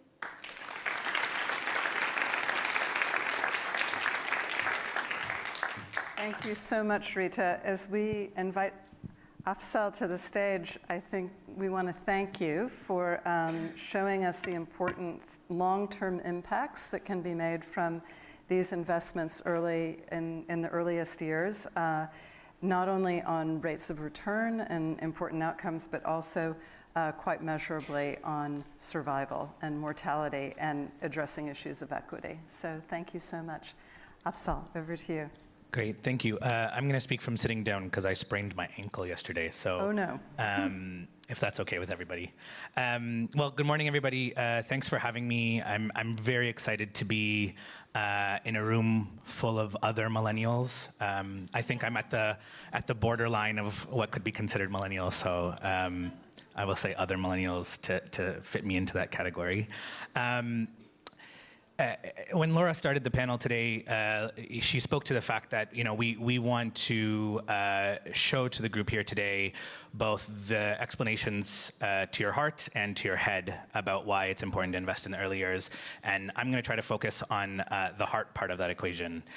So my slides are mostly pictures. So let me start with a story.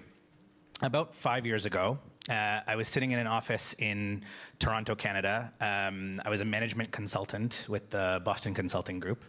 And I got a call from a friend.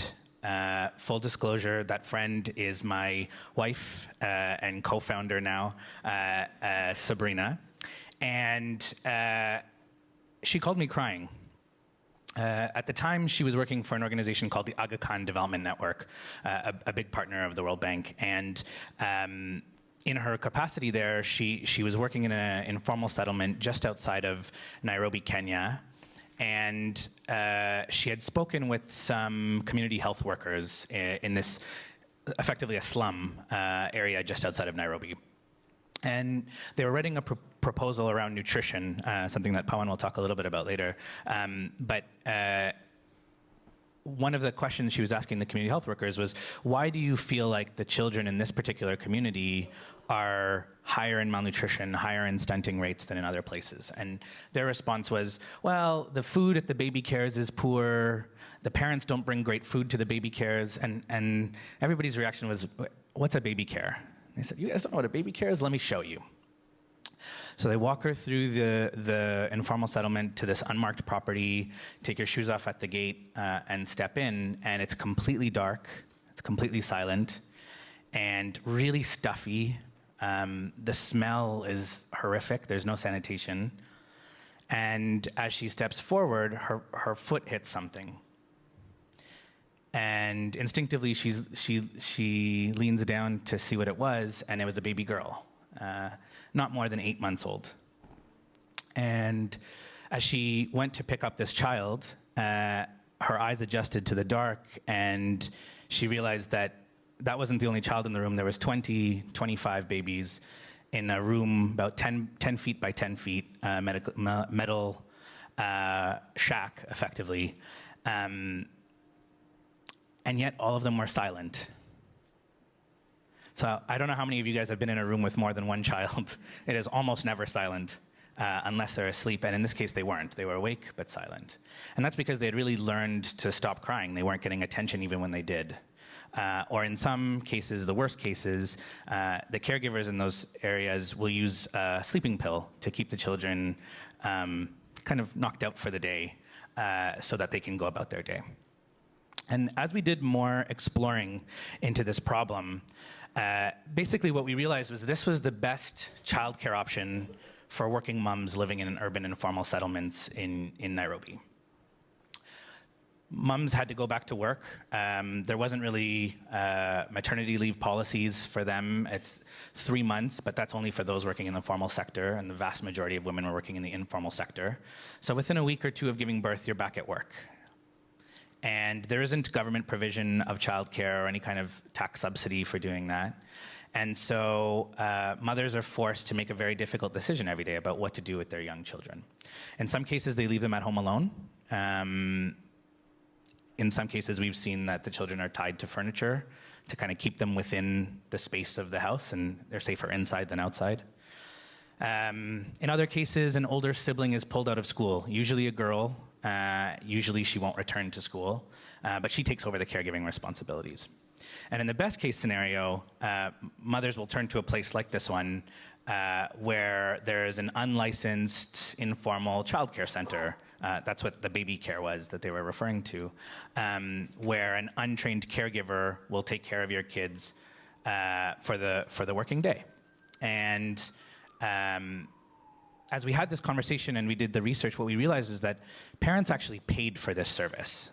This is a micro business for the women running these centers, between 50 cents and $1 per day. And that might sound really minuscule to us in this room, but really for the women who are paying that, it's between 15 and 25% of their daily income that they were spending on childcare. So, you know, we went through a host of different hypotheses and research and trying to figure out what do we do about this problem. And ultimately what we were able to do is boil it down to one question, which was, how do we provide a better quality childcare option for working moms at roughly the same price point that parents were already paying, about $1 per day? And what we figured out, you know, I'm coming from the private sector, so my wife lovingly refers to me as a corporate tool. From my perspective, this was a marketing challenge, right? We really had to figure out how do we get parents to switch to a better quality option, and how do we provide a better quality option at roughly the same price point that they were already willing to pay. And that's where our social enterprise, Kidogo, comes in. So Kidogo is a social enterprise based in Nairobi. We're about 5 years old, so I've kind of told you our whole founding story. And our goal is to provide high-quality, affordable early childhood care and education for working moms living in informal settlements and other low-income communities in East Africa. And the way that we do that is we really leverage a private sector approach called franchising. So if you know, McDonald's or any other big franchising brands, you kind of get the concept that as you step into any of those, whether it's a Starbucks or a Dunkin' Donuts or a McDonald's, that you're going to find kind of the same thing, the same menu, same consistency in branding, same quality of their coffee, hopefully. And we wanted to apply that same approach to the childcare industry in East Africa. And so, we've been exploring this idea of social franchising. How do you use a private sector approach like franchising, but to deliver a social good, in this case, early childhood development? So our approach is pretty simple. We find women in the community who are already running daycares like the one that my wife stepped into, or women who are interested in starting a daycare, and we provide them training and mentoring and quality assurance support to enable them to provide a better quality center. But at the same time, we provide a business in a box, which allows them to run it as a micro business, ease their burden of administration, and really turn it into a profitable endeavor for them so they can earn a dignified livelihood at the same time. And our goal is to be the largest network of quality daycare centers in East Africa, and we're on track to meet that in Kenya next year. And so the questions that we consistently are grappling with as a social enterprise is, how do you provide quality services that really improve the quality of people's lives and deliver social impact, but do it in a way that's both financially sustainable and scales to reach the much needed demand for these services. And I think one of the challenges when we talk about early childhood development in particular is that we talk about the public sector as some kind of a savior, that the government will always come in and do it, and they have a responsibility to do it. And I don't disagree with that point. They do have a responsibility to step up and play a role here. But in almost no economy in the world is early childhood development services, and particularly childcare services, delivered exclusively by the public sector. And so there is a really important role for the private sector here, and social enterprises in particular, to step up and fill in the gaps, to think about supplemental services that help harmonize early childhood development delivery. So we're not just thinking about early learning or early stimulation separately from nutrition, separately from healthcare, but really merging those services together and doing things in a way that shows government how you can do it cost effectively, how you can do it in a way that's scalable and financially sustainable, and really act as a partner to government in delivering those services. And I think one of the challenges of relying exclusively on the public sector is that to date, the public sector in most developing countries doesn't have a sufficient budget to invest what they need to, or they choose to invest their budget in other places. And that leads to low quality provision. It leads to insufficient provision, so not everybody can access it. Only a very small proportion of the population can access it. Or most importantly, that really, when most government officials talk about early childhood development, they really see it as pre-primary education, as preschool. And that leaves out the 0 to 3-year-olds where the most development is happening in those first 3 years of life for the first 1,000 days. And that's why we need to start thinking a lot more about childcare as the place where children are, and we need to start thinking about private sector and social enterprises as really being an enabling factor in scaling up services. Thank you.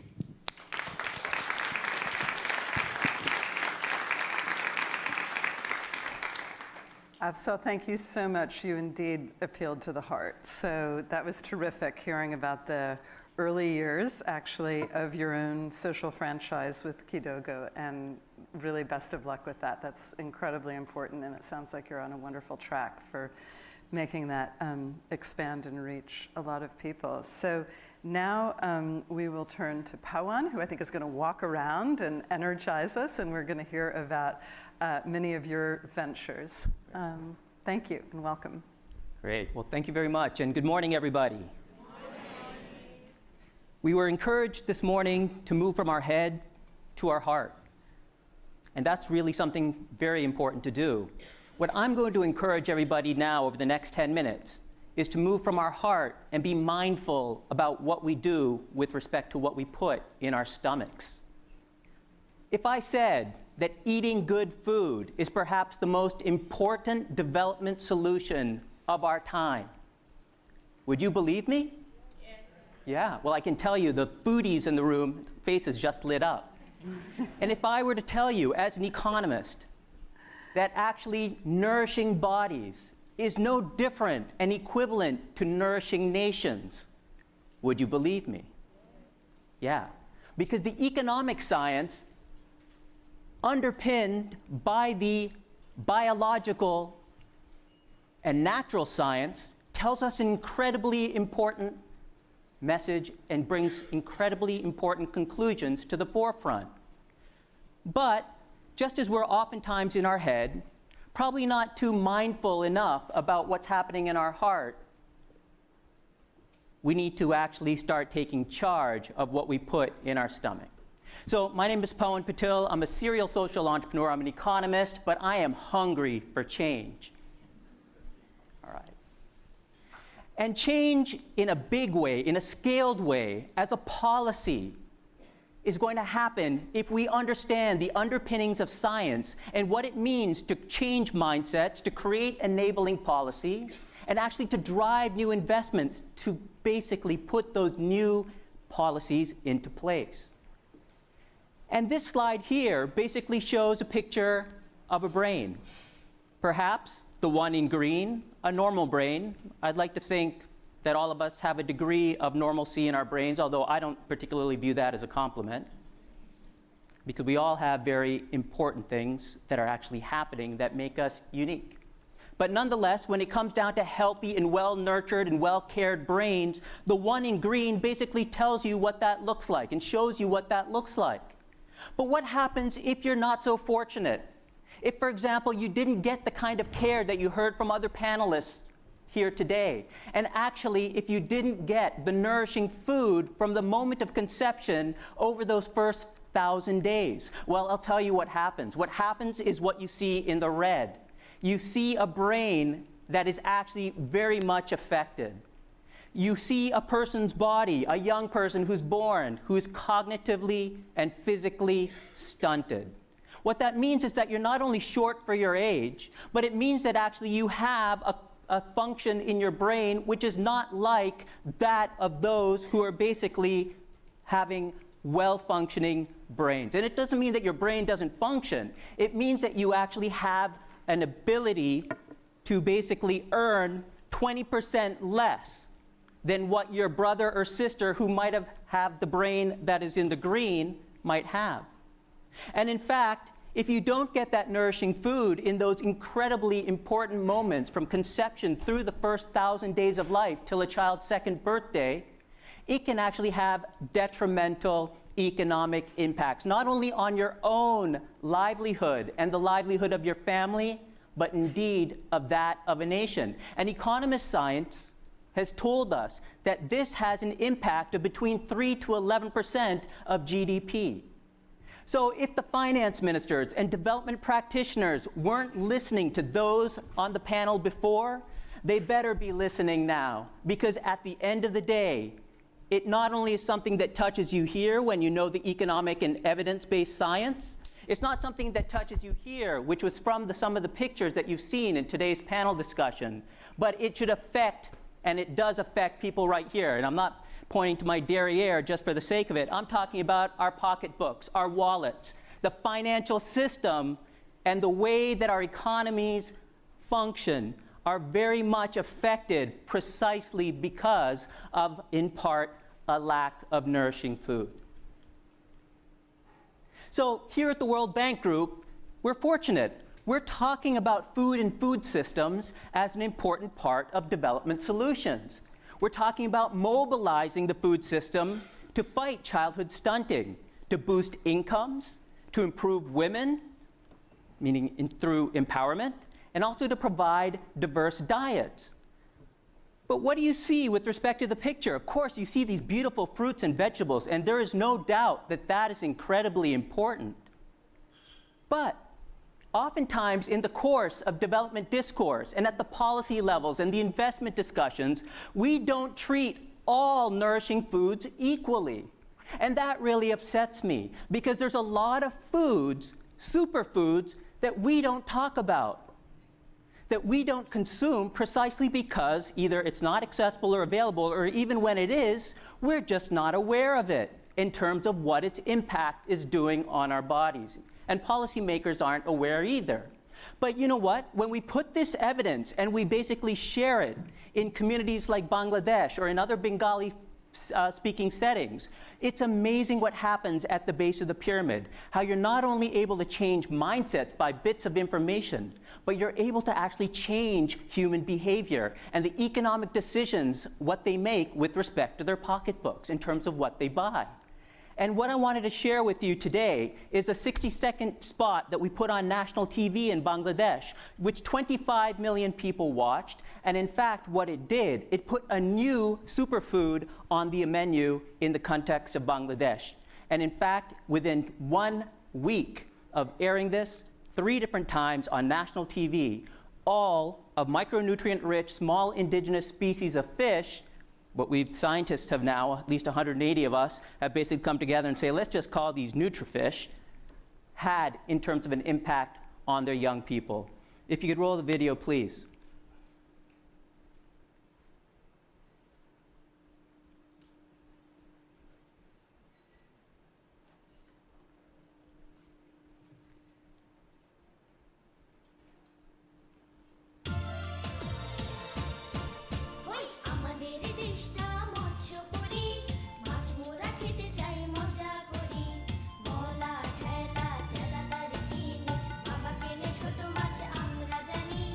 ছোট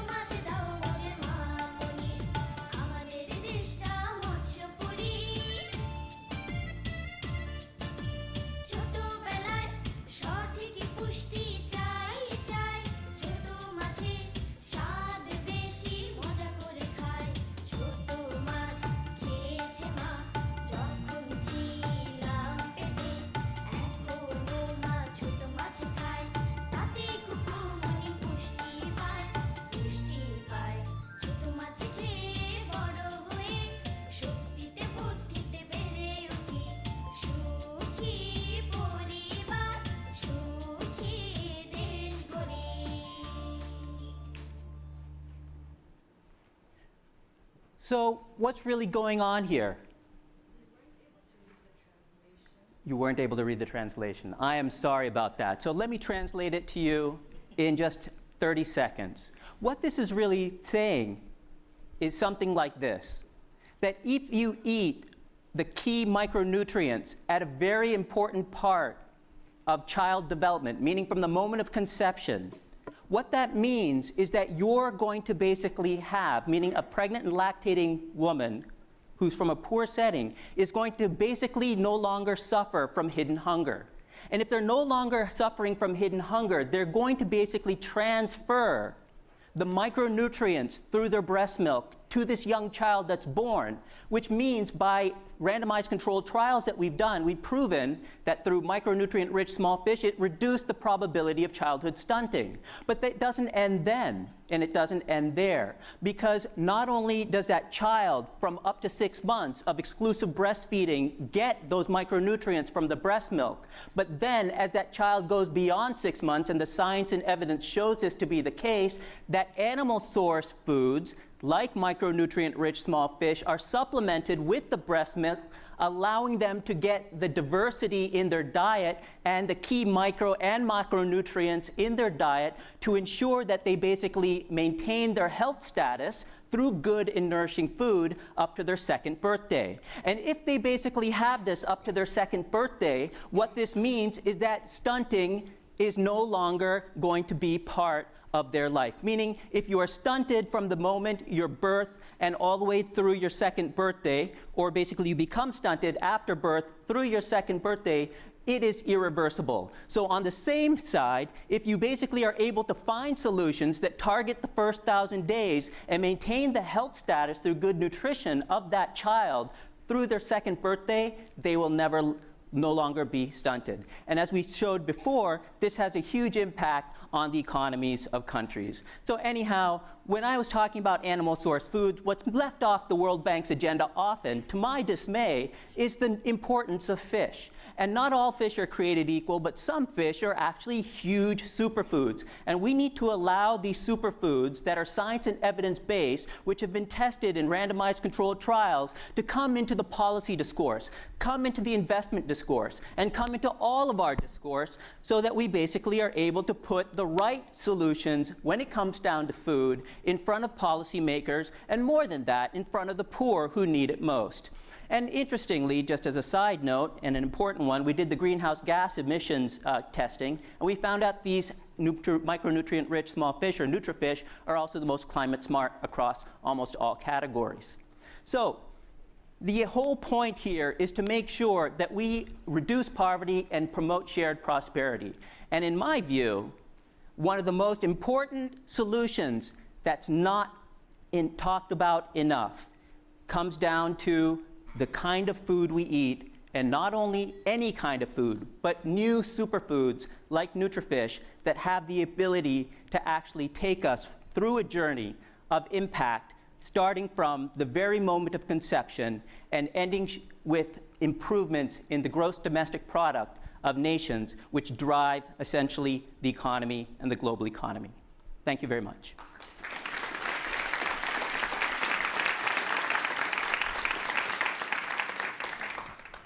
Thank you so much, Pawan. I think we are all nourished intellectually and in terms of good information by your presentation, and we'll certainly be looking at fish through a green lens and a blue lens, and moving from the head to the heart to the stomach in an important way.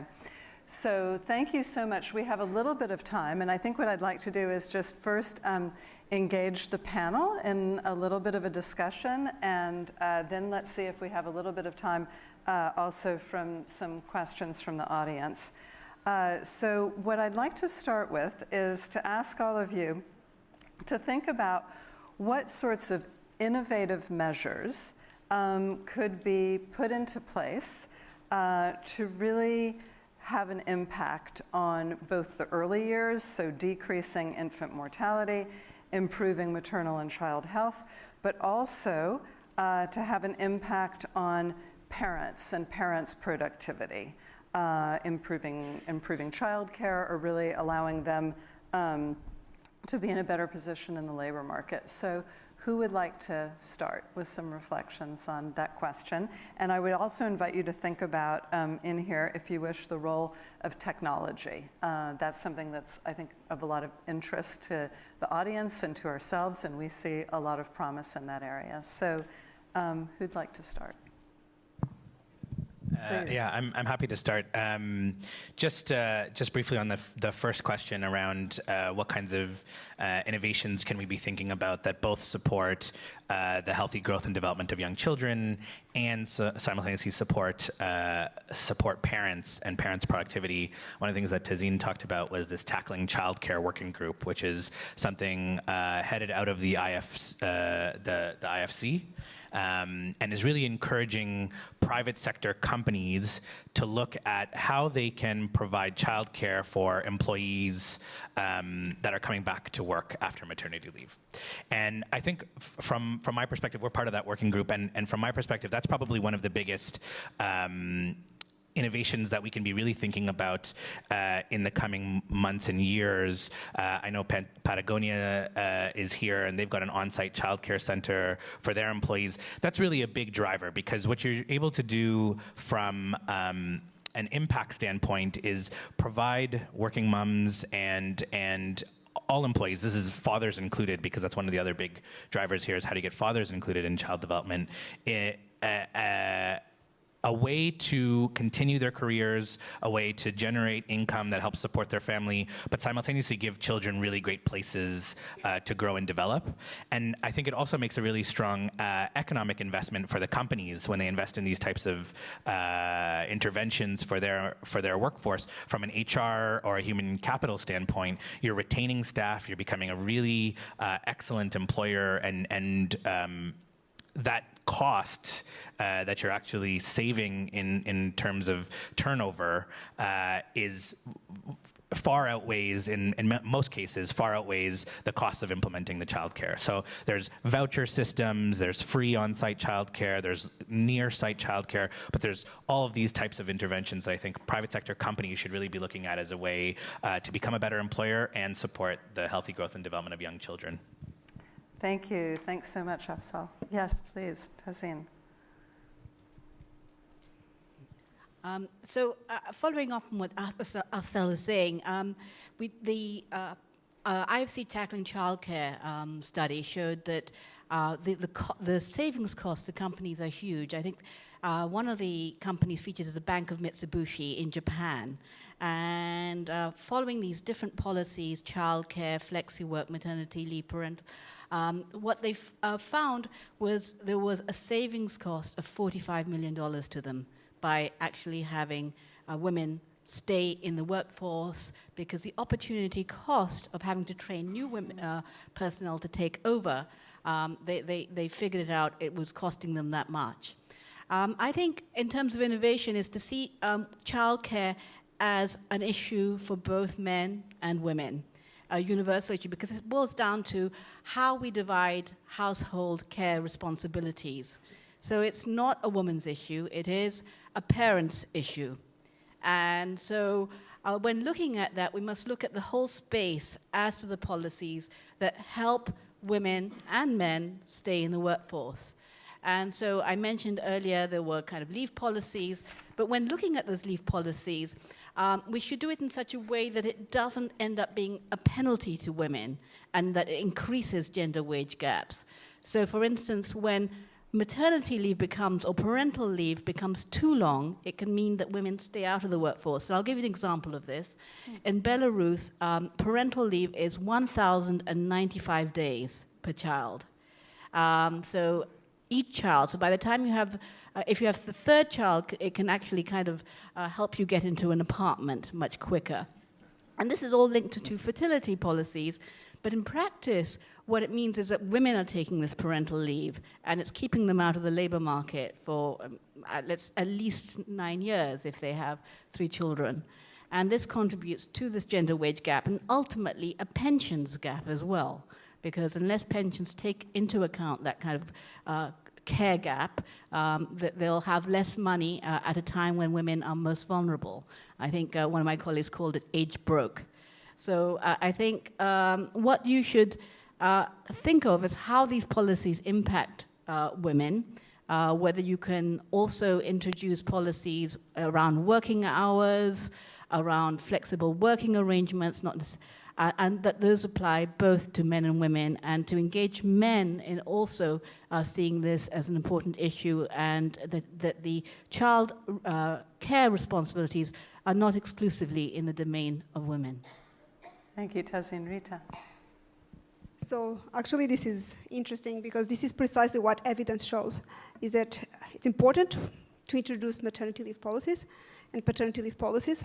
They impact positively the health, the labor market outcomes of mothers, so they are more likely to return to their previous work. But extension of extremely generous systems do not benefit either the mother or even the child. And this is, for instance, what is happening right now. I know the case very well of Sweden and also Norway. So the systems are excessively generous, and relaxing and making them more generous would not benefit both the mother and children. Nevertheless, introducing them is extremely important for both mothers and children. And also, engaging the man, for instance, starts with things like daddy days, or at least 1 month, or some 10 days of just are exclusively targeting the father to start engaging from early on. Thank you. Excellent. And Pawan, I know you'll want to weigh in. Thanks. I'm an impatient optimist. And what's clear from hearing from my panelists, and also from probably what you all know as well, is that, a nourished child means a well-nourished nation. And the reality is that if we follow science and the evidence base, which is all knowledge, we feel very proud that we have this knowledge. But you know what? It's the application of knowledge which is everything. Knowledge might be power, but the application is absolutely everything. So the question becomes, and it's imperative for all of us as individuals and institutions, to make sure that that knowledge doesn't stay locked, but actually translate into action. And I think my message with respect to this question is that we have enough knowledge. Let's apply it in our day jobs, in our night jobs, in our real jobs, both in and outside the household, to make sure that we put action into place. Well, that's a wonderful segue. I think a lot of people are going to be curious, so it's a good segue to my next question, which everyone is welcome to answer, but I think I'm particularly thinking of Afzal and Pawan, that you will have something to say here, which is, what advice would you have for people, for young people today, who are interested in becoming involved in terms of being an entrepreneur or starting a new initiative that's going to go out there and make a big difference in the world? I think everyone is quite inspired by this. We have a lot of technologies available to us. We have networks we can tap into. So what advice would you have? 2 pieces of advice. One is that ask for help. If you have a great idea, or even one that you don't think is a great idea, but you actually think it has the possibility of becoming something important, and you don't have all the tools available to you, that's okay. Ask for help. There are a lot of people out there that want to help you to put that into place. And the second thing really is, as we all hear, it's a cliche, but it's actually true. Fail, fail, fail, fail. Because in failure, you actually create. You create and you act, you pivot, you turn, and you still push that passion that you have behind a solution that you believe is the case, that you might have some science and evidence to underpin it, and you'll find that you nudge that forward. So those are the 2 pieces of advice that I would offer. I feel like Pawan just wrote the title of my autobiography, Fail, Fail, Fail. From my perspective, I think also 2 pieces of advice. One is, don't go into entrepreneurship just because entrepreneurship sounds sexy. It's not. There's parts of it that look like they are, but every day is a grind. And it is like being on a roller coaster every single day of your life, because you have really low lows and you have really high highs. And that's magnified compared to, I think, any other, I've worked in the private sector, I've worked in the nonprofit sector, and I feel like running your own thing is infinitely more difficult from an emotional standpoint. If you're willing to deal with all of the challenges that come with being an entrepreneur, what I would say is that, and this kind of echoes an Einstein quote from time and time again that comes up, which is spend time thinking about the problem rather than the solution. If you had 99% of your time focus that on the problem, I think a lot of times we jump into a solution or we find a solution and we're looking for a problem. So for example, in the case of technology, I don't know how many people have said, okay, like how do I take an app for how do I build an app for ECD, or how do I use AI for early childhood development? And not that there isn't an applicability there, but you don't find a solution and then find the problem after. It should really be the other way around. So if you're designing for a community, if you're designing for a country, if you're designing for a particular population, spend time, understand what the challenges are, really get to the root causes of how things are happening and why things are happening the way that they are. Because if you don't really truly understand who you're trying to serve, you're not going to be able to serve them well with whatever solution you come up with. So those would be my 2 pieces. That's great, thank you. Maybe we'll just shift, and now particularly with Tazeen and Rita, and let's focus a bit on the policy aspect, right? And you all know and have looked at transformational policies in the legal field in terms of childcare, early investments, very closely. So if you had some advice, understanding the problems, but yes, looking for the solutions, and here, you're welcome to suggest an app if you want. I doubt you will. But what transformational policies would you encourage people and policymakers to focus on in developing countries that are going to be most impactful in terms of children's outcomes? So I think the answer here is really depends. It depends on the population. So if there is nothing out there, you really have to start with the basics. And the basics are things like basic health services, vaccinations. So this is the basics are important, and they are effective. They save lives. So that if that's the setup, then you have to start with that. I'm sure that in other countries and in other contexts, that these are not the needs. So if there is a already developed network, then you need to move to the second level. And maybe this is the moment where probably the man can start being engaged in the family, in the household. So now it's the time to introduce maternity leave and extend maternity leave, introducing it for males. And then the employers come in, and is there childcare around the job, the workplace? Then that's the moment to introduce and try up some intervention with childcare connected to the workplace. So it really depends on the population, really. So the different needs will motivate different interventions, and I think that's the most thing. The most important thing is really look at the problem, and then you will always have something out there to do, and there's always a way to save a life from someone, or at least from preventing them to commit some crimes in the future. The Head Start in the US also helps with that. So I think that's my advice. That's great, thank you. Tazeen?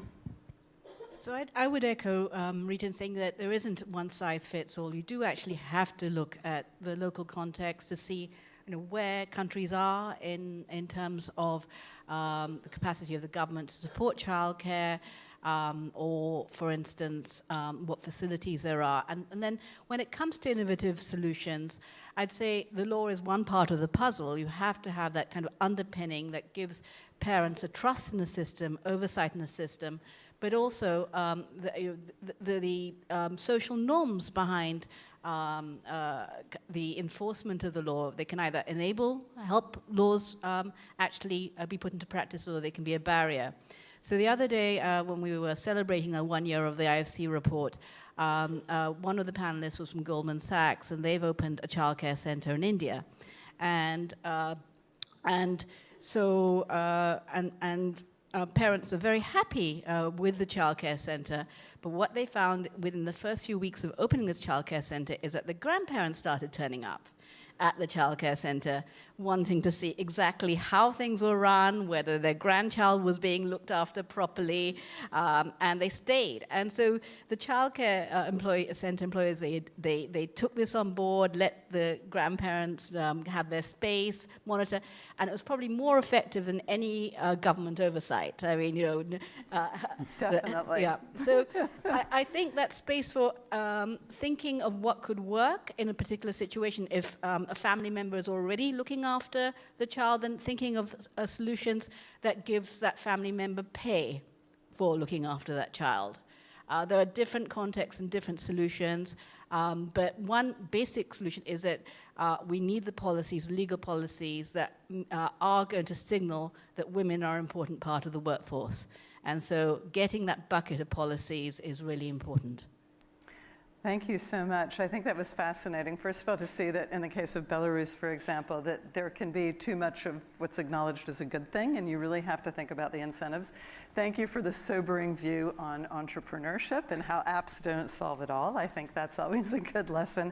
And very much the advice to look at the problem well before developing solutions and to understand the role of context, both in terms of the solution, but also in terms of social norms. So it's my great pleasure, I'm going to stand up, you all can stay, but to thank, first of all, the organizers for inviting all of us. This was a wonderful, illustrious panel. And I just want to end by asking all of you to think back on your own experiences that you had in the earliest years of your life. Think about the opportunities that helped prepare you for where you are today, because you are all leaders. You are all in very important positions to move this early years agenda forward. And I also want to speak to the parents that are listening and to think about how you couldn't be present with us today and engaged as you are if you didn't know that your children were safe and being well cared for, and how much of an impact that has on your opportunity to participate in a professional and intellectual capacity in this very, very exciting summit. So my plea and ask of all of you is to take your own human capital endowments and pass them on. Find the way to do that, find the way to share so that we can achieve that equality of opportunity and help all children fulfill their potential. So good luck, and thanks to everyone, especially our panelists.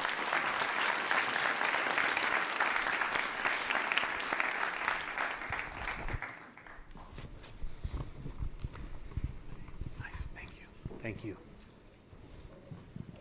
Thank you. Thank you. All right, let's have another round of applause for Laura and all of our panelists. Thank you so much. All right, can everyone please stand up for a moment? You'll get used to this. I do this a lot. Awesome.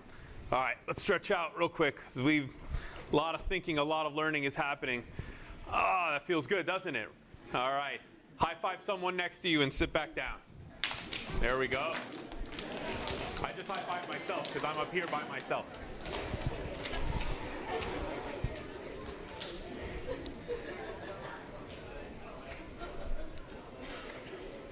Okay, so we are now about to host our first workshop session.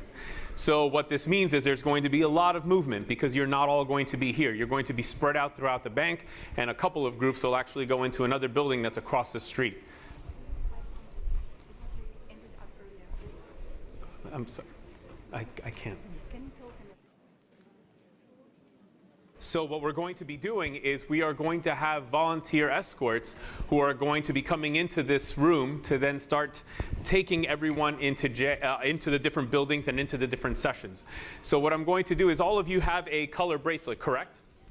Some color bracelets. So let's, for instance, let me see, where are my red? Do I have a red? Red with happy faces, I think. Red. Two. I got it. Oh, there we go. Now I see more. I have some greens. Greens. Raise your hands. Blues. All right, yellows, okay. What I'm trying to figure out is how spread out all of you are. So, all right, are these our escorts? Awesome, all right, so we have all of our escorts. So what we're going to do is we're going to start, I'm gonna call your group by color, and then I'm going to have you meet with your volunteer escort to take you to the space. But before I do that, I just want you to know that after the workshops, we are going to be serving lunch in the Preston Lounge on that side where you had breakfast this morning. So keep that in mind. When the workshop is over, someone will escort you back to this area so you can get back in. For those of you who are in another building, you will definitely have to remember, you will need your ID to get back into the building, so keep that in mind. We don't want you stuck outside, or else we'll have to bring you your food outside. But make sure you bring your IDs with you and your badge, where's my badge? Oh, there we go. I don't want to be left behind either. So make sure you have your badge and your ID. The other thing is, when we have lunch, we are also going to be hosting our sponsors and partners in the building atrium. You saw the atrium when you walked in. They were on your left-hand side. We will have people there to help you get to that. It is walkable. You can get there. In the atrium, we are going to have booths set up with our partners and sponsors. They're going to have interactive experiences, opportunities for you to learn more about their projects. So I encourage you, when you come back and you've grabbed your lunch, perhaps you can walk over to the atrium with your lunch and get to know some of those partners and sponsors, or perhaps you eat and then head over to the atrium. But I want you to know that we'll be available during the lunchtime hour, so keep that in mind, because after that, we are busy this afternoon. We've got a lot of learning to do, and so I want to make sure that you have that opportunity. The other thing I want to mention is that when we come back and have lunch, please do not bring food back into this space. We are trying to keep food outside of this space in order to keep it as clean and ready as possible to have all of our sessions here. So please have your food out in the lounge area, or we have the overflow area over here where we will also be hosting some food. There's tables to sit, much like we did during breakfast. So keep that in mind when you do come back for lunch. All right, are you ready to start going to your workshops? Say aye. Aye. There we go. All right, so we're going to start off with the blue bracelets. Blue bracelets, please start working your way close to the entrance. If you are the escorts for the blue bracelets, wow, try saying that 10 times. Please raise your hand. Raise your hand if you are the volunteer escort for the blue bracelets. That was not easy to say. All right, blue bracelets. I keep trying to say that. All right, start working your way over to the entrance.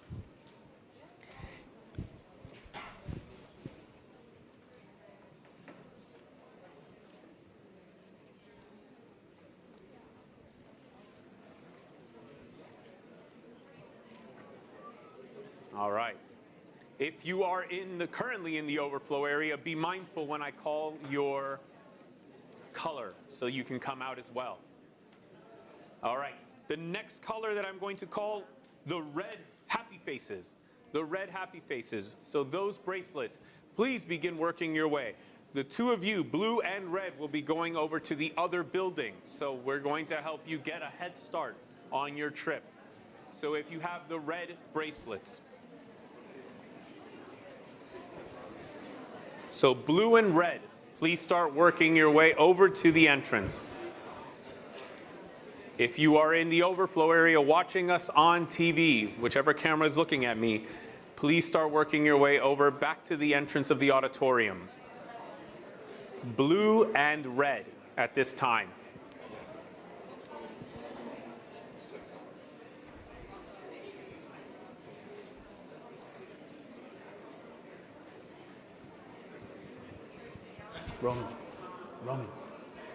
Roman.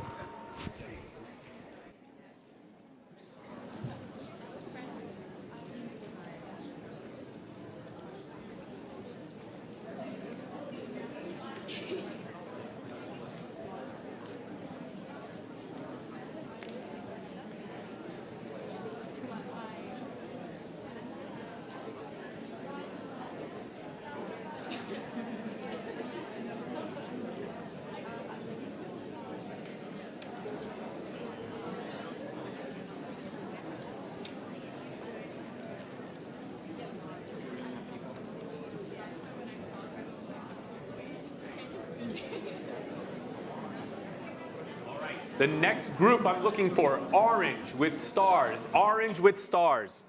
You are going to the 8th floor, so I want to get all of you together. Orange with stars. Where is your volunteer escort?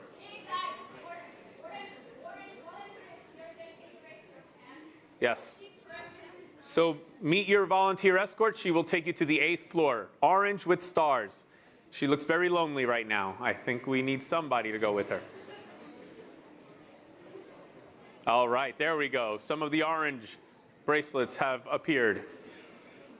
Any other orange bracelets? Now is the time.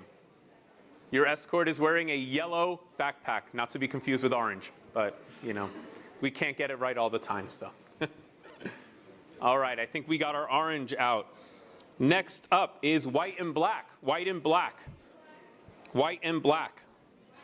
White and black, you are going to the 6th floor, so you too will also need to meet with your escort. Raise your hand, volunteer escort. There she is in the middle. White and black, white and black. Keep your hand up.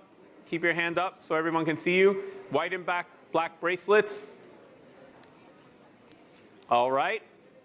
White and black bracelets. Anybody else? All right. She is going to begin walking over slowly, slowly, so they can follow you. There we go. You're going to the 6th floor. Next, purple, purple, purple, purple. Purple is going to the 5th floor. Where is that? Keep your hand nice and high. 2 volunteers right here in the middle. Purple bracelets. Purple bracelets. Purple bracelets.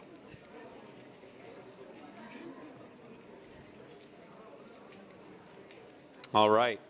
Purple bracelets, you're on your way. Purple bracelets. Going to the 3rd floor. Oh, yes, I think. No, I mean 5th floor. 5th floor. All right, next up, silver, silver. Silver, right up here. There we go. You're right next to me. Silver, raise your hand so they can find you. There we go. There we go. That's silver right there. 2 hands up in the air. Silver, you are going to the 3rd floor.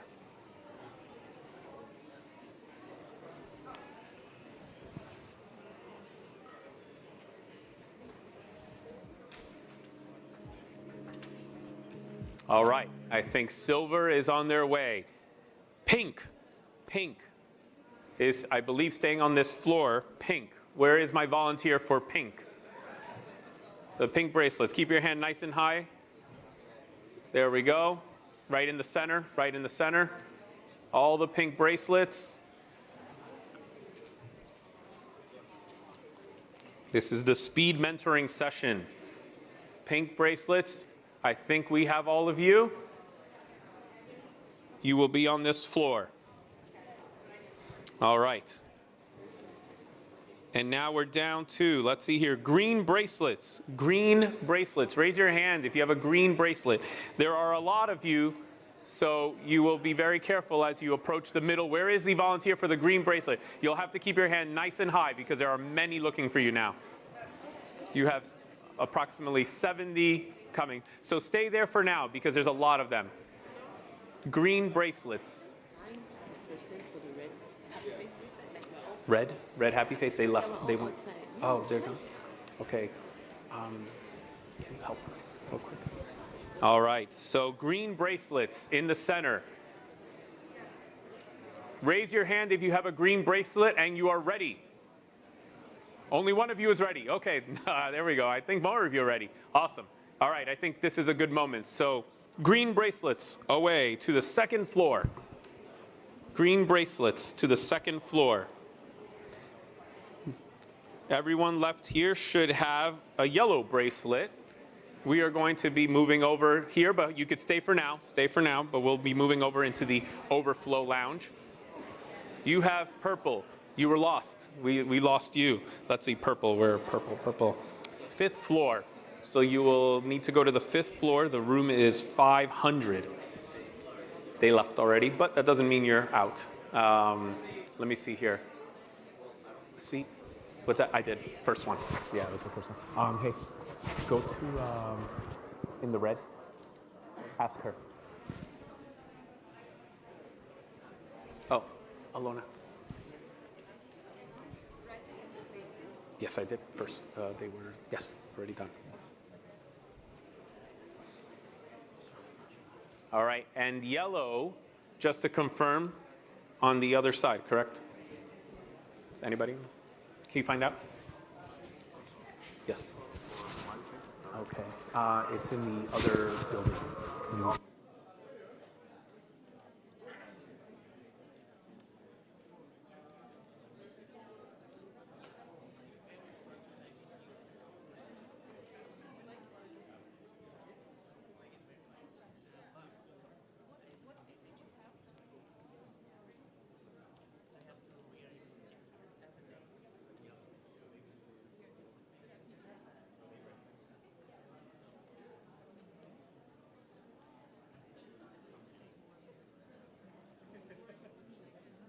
So if you have a yellow bracelet, please go through that hallway into the overflow area.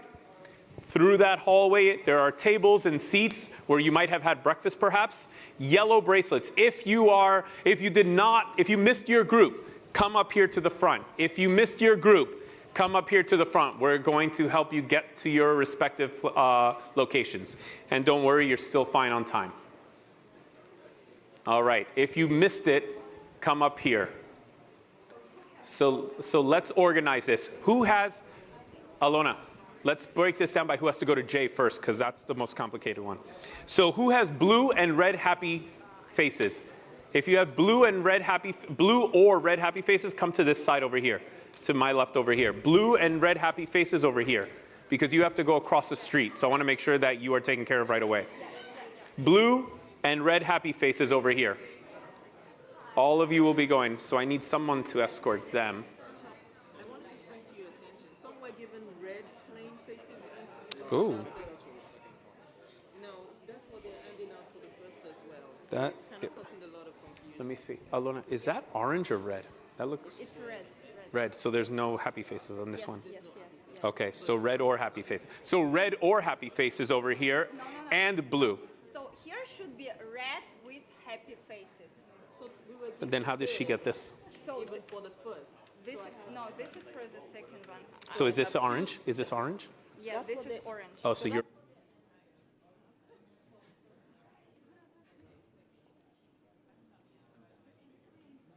Who do we have to escort them to the J building? I think that I will do that. Okay. Is there anyone else available who could do this? Black. Black? That might be afternoon. I think that's afternoon. Oh, white, black is, no. Hold on. Hey guys, can you We need more volunteers. Can you raise your hand? We have Hey.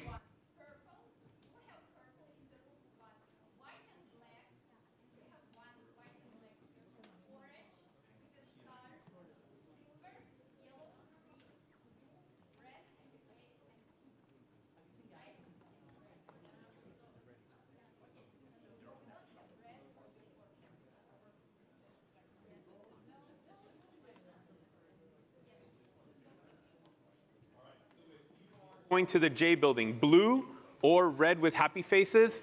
Samia, right over here, will be escorting you right now. So please, to the J building. They are in 50 and in 75. 1G is in 50, 1H is in 75. Yeah. Yes, correct. Both on one. Yeah. 1 second, Be stay sure here. that only those who have red happy face and blue following Samia. There we go. So let's just get everyone who's red and happy face. Red and happy faces. Awesome. Yes. Let me figure that out real quick. That's an orange. Okay, then That's follow an. that's what I'm saying. Yes. Oh. Which one is this? White or black? Yes, white or black. This one, 6500.